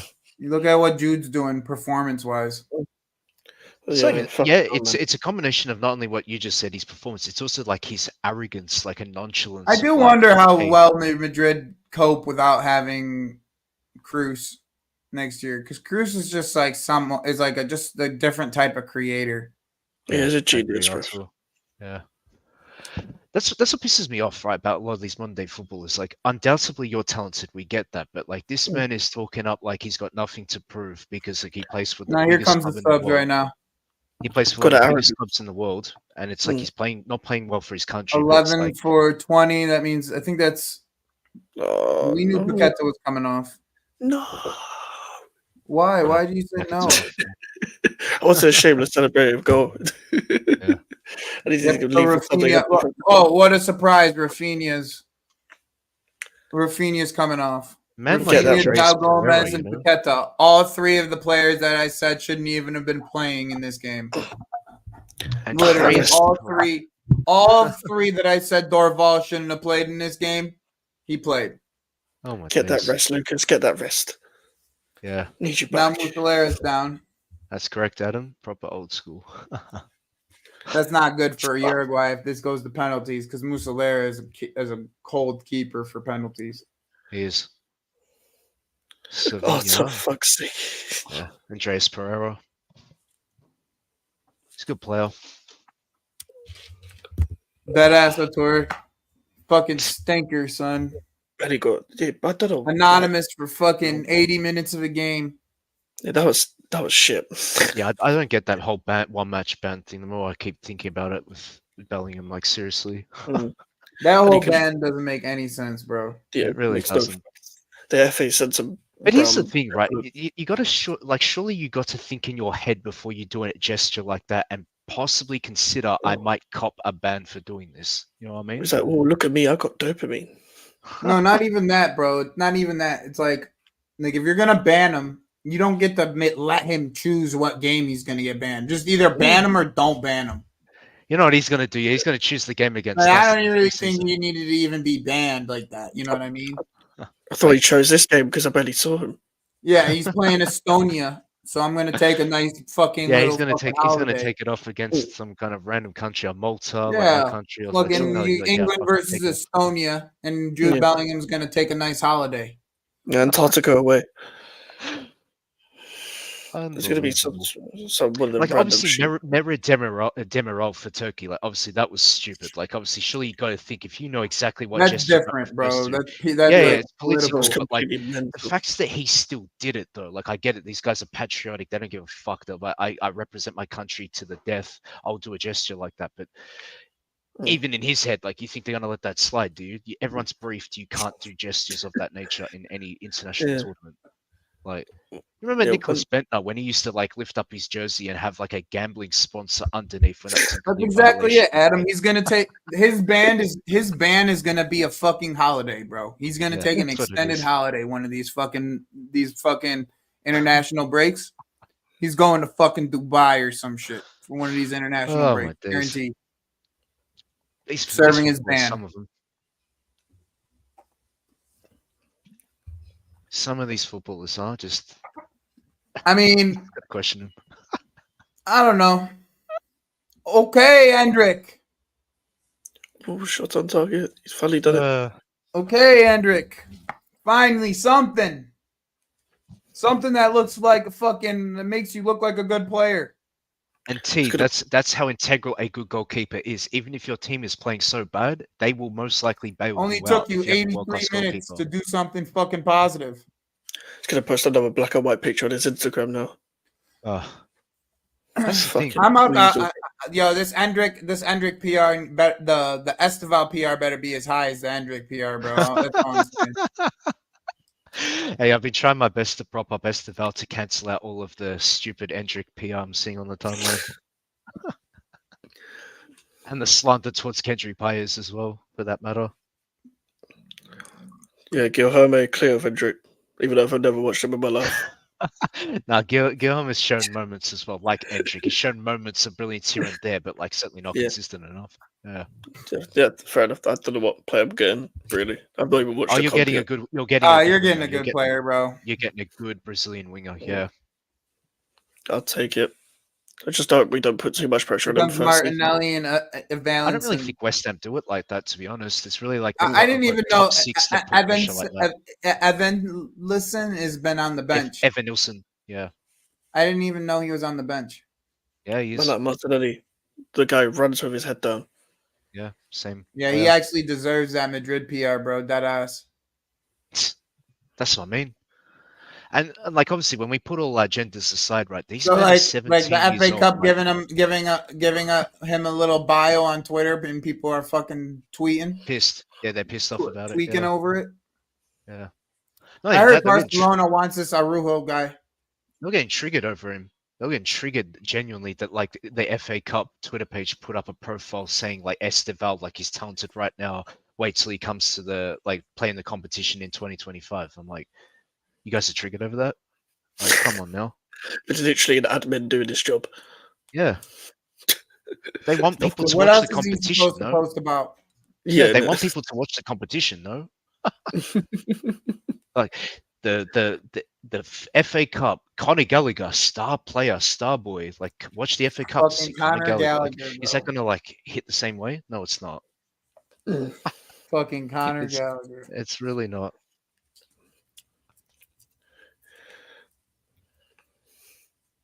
And I don't mean to like pile in on the kid, but like, yeah, it is what it is. We've had a lot of penalties in these games the last couple days. Yeah.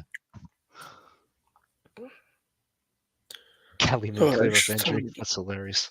Yeah. Big up George Murphy, clear of Hendrick. Oh, facts. No, it's just hilarious. Like I said, I put my agendas aside and I just go, you know what? These guys are 17. Like some of these players are 17 years old playing senior football. Like just allow it. You know what I mean? Like just Yeah. let these kids grow, man. Like we're so desperate, like for the next CR, like the next Ronaldo, the next Messi at 17 now. Is that what we're doing? Like I we just hate want to that like shit. see their talent at 17, like on the same level, you know? What's it gonna be? They don't 15 years from now, understand. we want to see 14-year-olds at like under 21's level, like just dribbling like 6, 7 players. Yeah, those people that do that seriously don't know football, man. Ah, they really don't. Like, they're just everyone's the next Messi and Ronaldo. Do you actually want to I see wouldn't these be kids? surprised if Esteval gets chosen for the Olympics. I wouldn't be surprised either. But like, why do people care to that level? Can't we just enjoy football? Like, enjoy like players actually like doing their thing. Like, you know what I mean? I Especially hope if he they are goes to the talented. Olympics, bro. I really hope he goes to Olympics. Arthur, he did, yeah, but then he scored in his second game. Watch out for George Murphy. Who? Esteval on the George Disney Murphy, he's Channel. a youngster that's coming through our academy. Really talented, man. Won the youth cup with Earthy? us. Yeah, George Oh damn, Murphy. George Earthy. Yeah. We've got a good crop of What does he youngsters coming. play? Attacking midfield like number 10 / left wing. It's like Oof. when Grealish was at Aston Villa type player, Fella. Okay. Nice. like close dribbling, like kind of How like Alex. how old is he? 18, 19. Lopetegui Yeah. likes him. He wants to play him in pre-season, see how good he is. Him and Freddie Potts we got coming through, see if they go out on loan or they join us to the first team. Cool. I'm Yeah. excited, man. We've got some good youngsters coming through for once. I mean, we might get a chance because we don't have a Scottish dinosaur. Yeah. That's Correa, interesting, that's huh? a terrible touch, man. That's kind of like Shea Lacey at Manchester United, like Carrington and Mm. whatnot, 17-year-old. Like he's highly Mm. talented, and apparently Ten Hag was considering blooding him into the team last year, but he just Mm. didn't. Like he No. just didn't. No. Like apparently he's talking it up again that he's going to bring him into the team for this year, but Mm. like he's more of a winger though, Lacey. Yeah, I've heard good things about Lacey. That's why I'm Yeah, surprised Arsenal let that Kozia Dubry go yeah, because Kosia transfer. Yeah, he played against us in the FA Youth Cup. I was like, this guy is basically another Saka. I was like, what the fuck? yeah. Just duplicate him. You think Earthy going to be your Pakatara replacement if it all goes well? Then Yeah, we wouldn't that need to makes buy sense. anyone. Like he'll be him and People Kudus. need to start, like clubs need to start thinking that far ahead. Like, hey, what in our academy showing similar like attributes for that Yeah. certain position, and then obviously start getting them used to training a couple of days a week with the seniors and whatnot. See how they handle it and get used to the Yeah. team play and all. Like because we brand ourselves as the Academy of Football, we need to actually start bringing it through like academy players properly. Like we need to That's true. actually back it up with actual action rather than just talking about, oh, we're the Academy of Football, we signed this guy to a pro contract. Yep. That's not enough. Yeah, where Chelsea's kind of facing a similar conundrum because there's a lot of mad talented youth players that are starting to like not sign their scholarships because they're obviously concerned that there's no pathway into the senior team. Yeah. Like Rio Nguma is probably the most talented coming out of Cobham right now, but apparently as early as this morning, like he didn't show up to Cobham, like, and they're concerned he might not sign it like his scholarship deal, and possibly lose him. But like it happens. Like you can't obviously sign all the kids to professional contracts, but yeah, I think West Ham should probably start to promote a few more from the academy, not spend as much money. Yeah. Yeah, I mean, this is the perfect time to do that because of the crop of guys we've got coming through. Yeah. But yeah, I'm excited, man. Especially under Lopetegui. Lopetegui wants to take a look at the academy as well, so I'm happy with that. I'm happy with Because that. that's the ideal scenario, right? Like you just don't spend any money, promote from within, and it just works out in theory. But you're always going to need to supplement that with buying players, regardless. Yeah. More youngsters or said experienced players. I'm telling you, we haven't had this good of a crop since that Harry Redknapp era, where we brought through Cole, Lampard, Defoe, and all these players and stuff like that. Those Like were the days, huh? Yeah, we've only had singular players. Yeah. We've only had singular players like Rio Ferdinand. Jesus Christ, like. Oh yeah, bro. People forget about our academy because none of them were thrived at our club. They just went to other clubs and did way better. That's true. Joey, your mic's muted again. Yeah, that's what it is. You were a selling club for a while. Exactly. Moving like Pokeduka, I don't want that to stick. That's for sure. I remember him getting slanted over like the first player he named, from the academy, like from Cobham, and then like 2 days later he's linked with leaving us. Oh, I remember. I actually saw that stream. Golding and stuff. Oh, it's hilarious. This Brazil team is pissing me off, man. It really is. Like, I genuinely feel sorry for people who support the Seleção and like think that this is like the Samba Boys football. It really isn't. This This is anything but Samba football. This is so Like- Bamba, bro. Ah, it's just disgraceful. Maybe Christopher Samba. I'm not sure about Samba Boys. Good slide tackle. Premier League years legend.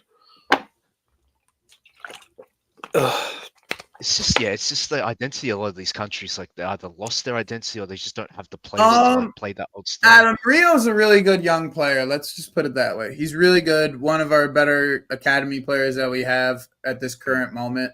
Like, Left winger, yeah. he's a left winger. I mean,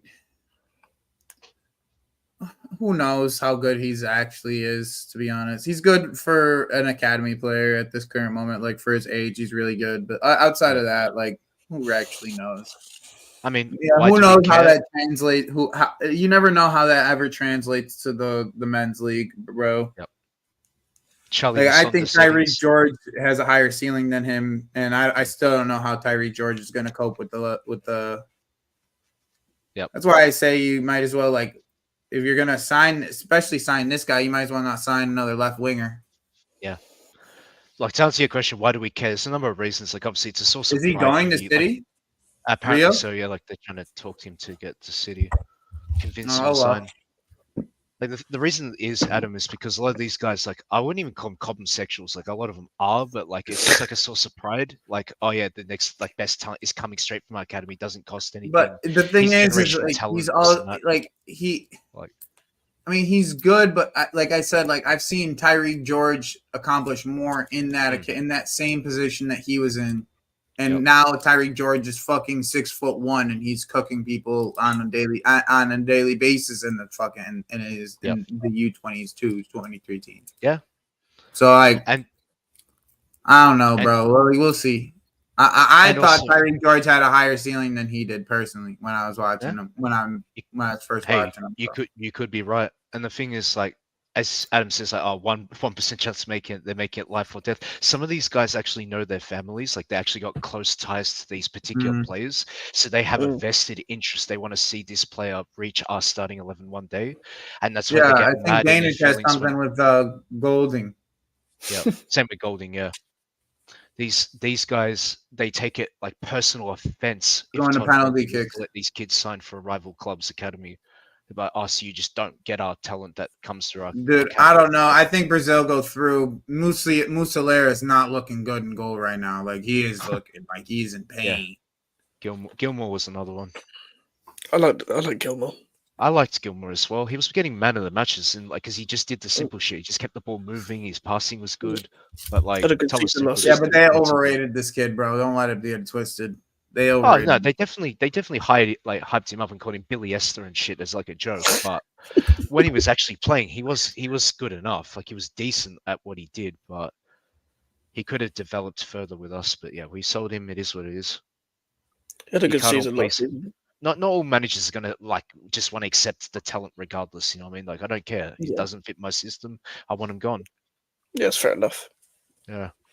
I didn't get selling him and keeping Gallagher though. That's my thing. It's the same way I feel like with transfers, right? Like I use the Pokemon analogy. I'm like, well, we can't catch them all. You know what I mean? Like it is what it is. Yeah, fair enough. I Yeah. rate that. Yeah. That's what I'm hoping with our academy, bro. Like I'm hoping that Yeah. we sign. Well, we've got a left back coming through called Ollie Skulls, and I'm hoping we sign Cresswell to a year extension so that when Cresswell goes, we bring through this Ollie Skulls guy, and he True. can work with Emerson, and hope that's the plan. But Yeah. because some of these players will generally make it if they're coached right and like Yeah. can see the tangibles. Because I've seen in certain youngsters before, I'm like he won't make it. He's too rash. He won't make it. He's got certain things that won't take him to the Prem. But we Yeah. missed out on a couple of youngsters that fled away and they've gone to the championship, but because of the circumstance, they haven't gone to the places they should be. But I think with these youngsters that we've got now, like, yeah, we're eating good with the academy, like for once, Yeah. because of, You- like the coaches Johnson as left, well. right? Johnson Yeah, left. Johnson. Joy is Yeah. with Johnson. Never most overrated academy player I've ever seen. The guy was not good at anything, apart from like defending before his injury. Like, but because he was faster than Sufal, it was refreshing to see someone with a little bit more pace. But your guy true. couldn't cross as a right back. He was a good position. He couldn't pass the ball. Like, he's gone to Ipswich, and maybe Kieran McKenna will get something better out of him. But he's not going to start over Harry Clark, who they've got already. He's not an upgrade on Harry Clark. So, I mean, everyone's crying over Ben Johnson, but we're linked to Kyle Walker-Peters now. That's such an upgrade. Such an upgrade. Oh my god! He actually I never really used to highly rate him at Spurs, but I thought he was a serviceable fullback. Then he goes to Southampton and actually played better. I was like, oh shit, this guy actually is doing bits. And then now, if you guys are linked with him, that'd be a good signing for sure. If we finesse Southampton for Kyle Walker-Peters and don't give them Flynn Downs, I will. Oh my god, I would be so happy. Hey, they really want to keep Flynn Downs. To be fair, he did well for them. Yeah, listen. I want Flynn Downs to stay, but if that means we'll give him them and we'll get Kyle Walker-Peters, I'll take it. It will suffer the blow for me. Flynn Downs is so overlooked by Moyes, another kid that Moyes made look shit, a bit like Maxwell Cornet, who I'm hoping gets a redemption arc at my club. I forgot about Maxwell Cornet. Huh? He actually was just mad disrespected for sure. Didn't get a look. Oh yeah, bro. He was fully fair, just rode on the bench. It's ridiculous. Poor guy, man. But Lopetegui's here. So. Yeah. And to our 300s comment, do you know how many Chelsea players are currently spread across all of the 18 clubs in the Premier League? Not the ones that just got promoted, but you'll find a Cobham graduate somewhere across Europe at least, not just the Premier League. I thought that was interesting. I thought Luis Suarez would have been brought on for Pens. He looks like a coach now. Yeah. What's for lunch, Nathan? To answer Logic's question, no lunch today. I already had my chicken salad before. Get ready for the gym. Once this game ends, I should say. Fair, it's 4 a.m. here. I'm gonna die on my bed after this. The amount of sleep. I'm gonna get 2 hours sleep. It's gonna be good, man. 3 hours is a killer. I think you'll find a mannequin that's more productive than me if 3 hours or less sleep. Yeah. I think I'm too used to it. I'm too fucked up. There's no way I'd do 3 hours of sleep. I would go right back. I'd just wake up for a couple hours and go right back to bed. I'm too used to it. Unfortunately, I'm similar to Mike's in that regard. Yeah, I get used to it, but there's definitely side effects. When it first happened to me, I fell asleep standing up once. We'll always get talent, bro. There'll always be talent that comes into this club, no matter what. People just are always overblowing every single thing that comes. Every single little fucking 8-year-old. Yeah. Also, there's no sleep. Yeah, I have to get. My thing is 5, bro. Yeah. My number is 5. If I get 5, I'm solid. Yeah. Also, there's literally no sun. 5 I can function as well. Yeah. There's no sun in East London, bro. Sun, he's that's a myth. That's a myth. No sun. That's why you guys create hysteria. That's why you guys create hysteria as a hobby, because there is no sun in England.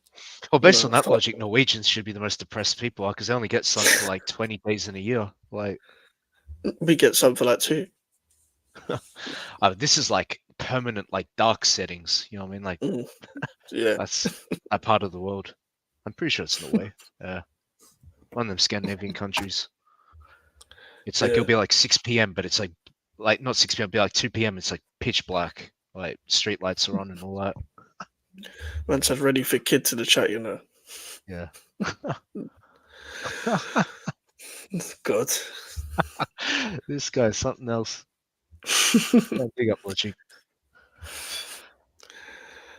But that's what I mean. The way Tomboli's the ownership in general, the sporting directors and whatnot, the way they're scouting talent is unlike anything we've seen before at this club.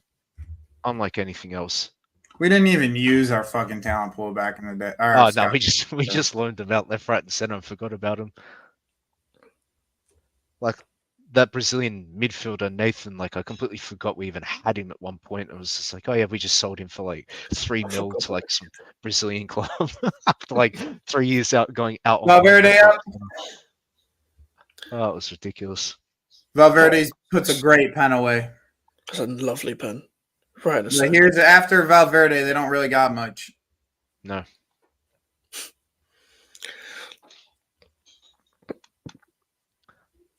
Good pen. That's for sure, Adam. That's for sure. The two Madrid players go back to back. Not like Militao. Yeah. Centre backs always can hit a pen, man. I mean, fucking Akanji didn't want to hit his pen today. No. And I don't know, that was some disabled pen.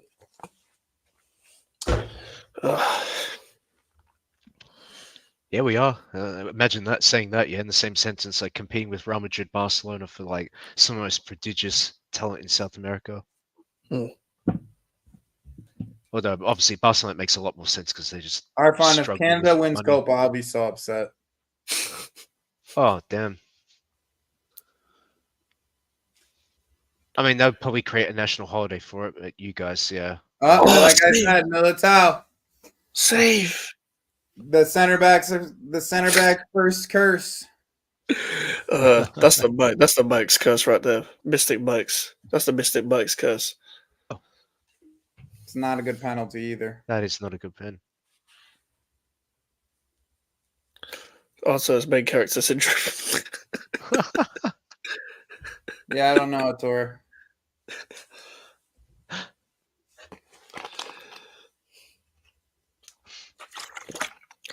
Like, I actually didn't have an issue with his run up, to be fair, but he just telegraphed it. That's the problem. Bento go next. Okay. Yep. I forgot he even played for Uruguay. Oh, that was a poor dive from fucking Allison. Oh yeah, Allison controller turned off, bro. Oh, that was fucking really poor from Allison. Allison turned into the BC, man. Bro, he was so late. It's Rocher, not Muslera. I thought it was Muslera. It looked like Muslera. Who does Rocher play for?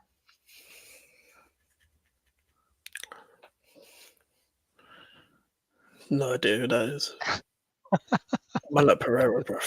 It's such a bad dive. Yeah, this is not looking good for Brazil. It's not.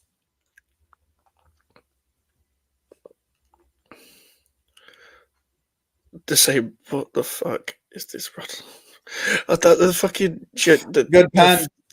Little feet they do all the time, bro. Now everyone's going to use the Ronaldinho line, like tagline. Yeah, like this isn't Brazil and all that. Yeah, that's going to be fun, posted man. all over the timeline. Yeah, Ronaldinho was right all along. Who knew? Oh, back to Pie and Mash. Let's go.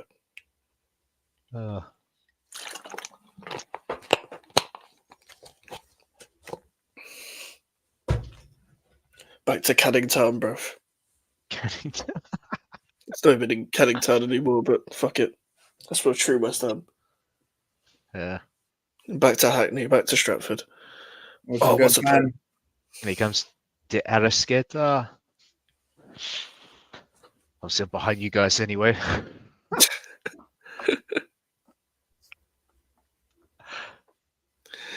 Nice. This is his face, bro. Look at Joel Embiid sitting in front of him. Nathan, did you see that?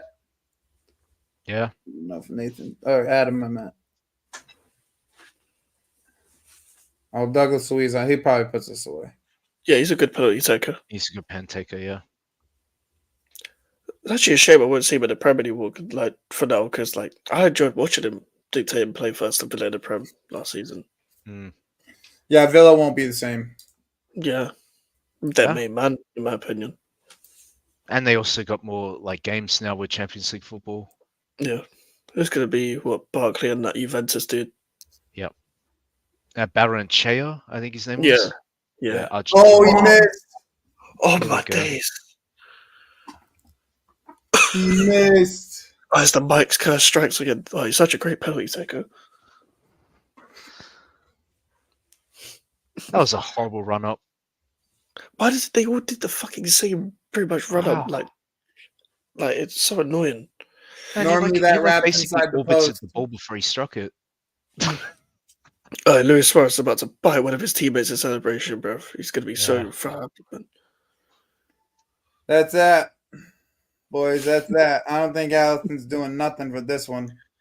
Allison could barely move. Oof. Oof. Back to East London packets That's are. that, boys. Oof. Oh, Allison with the save. I got one more in me.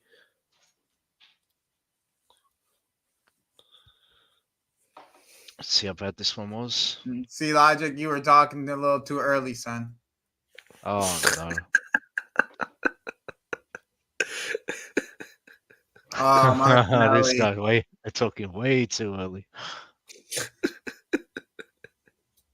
Bro, I know, Atur. I know you're telling me I'm getting killed over here with my football teams. Same, bro. It's looking long for Joey. Yo, get this fucking guy off my screen, son. This big ass ugly head.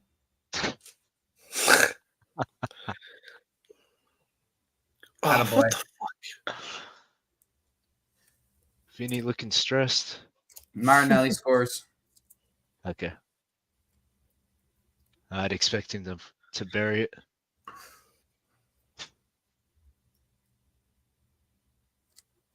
I don't know why they didn't show it. Is this Ugarte? Mike, you should dance and sing in front of you like Steve did to Northside, bro. It's, Yeah, it's, Ugarte. it's 4 a.m. It's 4 a.m. I like Brazil as well. That's the thing. Like neither of us have like a connection to Uruguay. That's the thing. So like, we just don't hit like that. I've got a blue and white shirt on, but I don't mean it. Here we go, Gate. Come back home, back as Straight That's run up. it. That's the game. Here we go. This Brazil team didn't deserve it, though. Not No, they gonna didn't. front. They didn't deserve it. Bielsa looks thrilled. Vamos.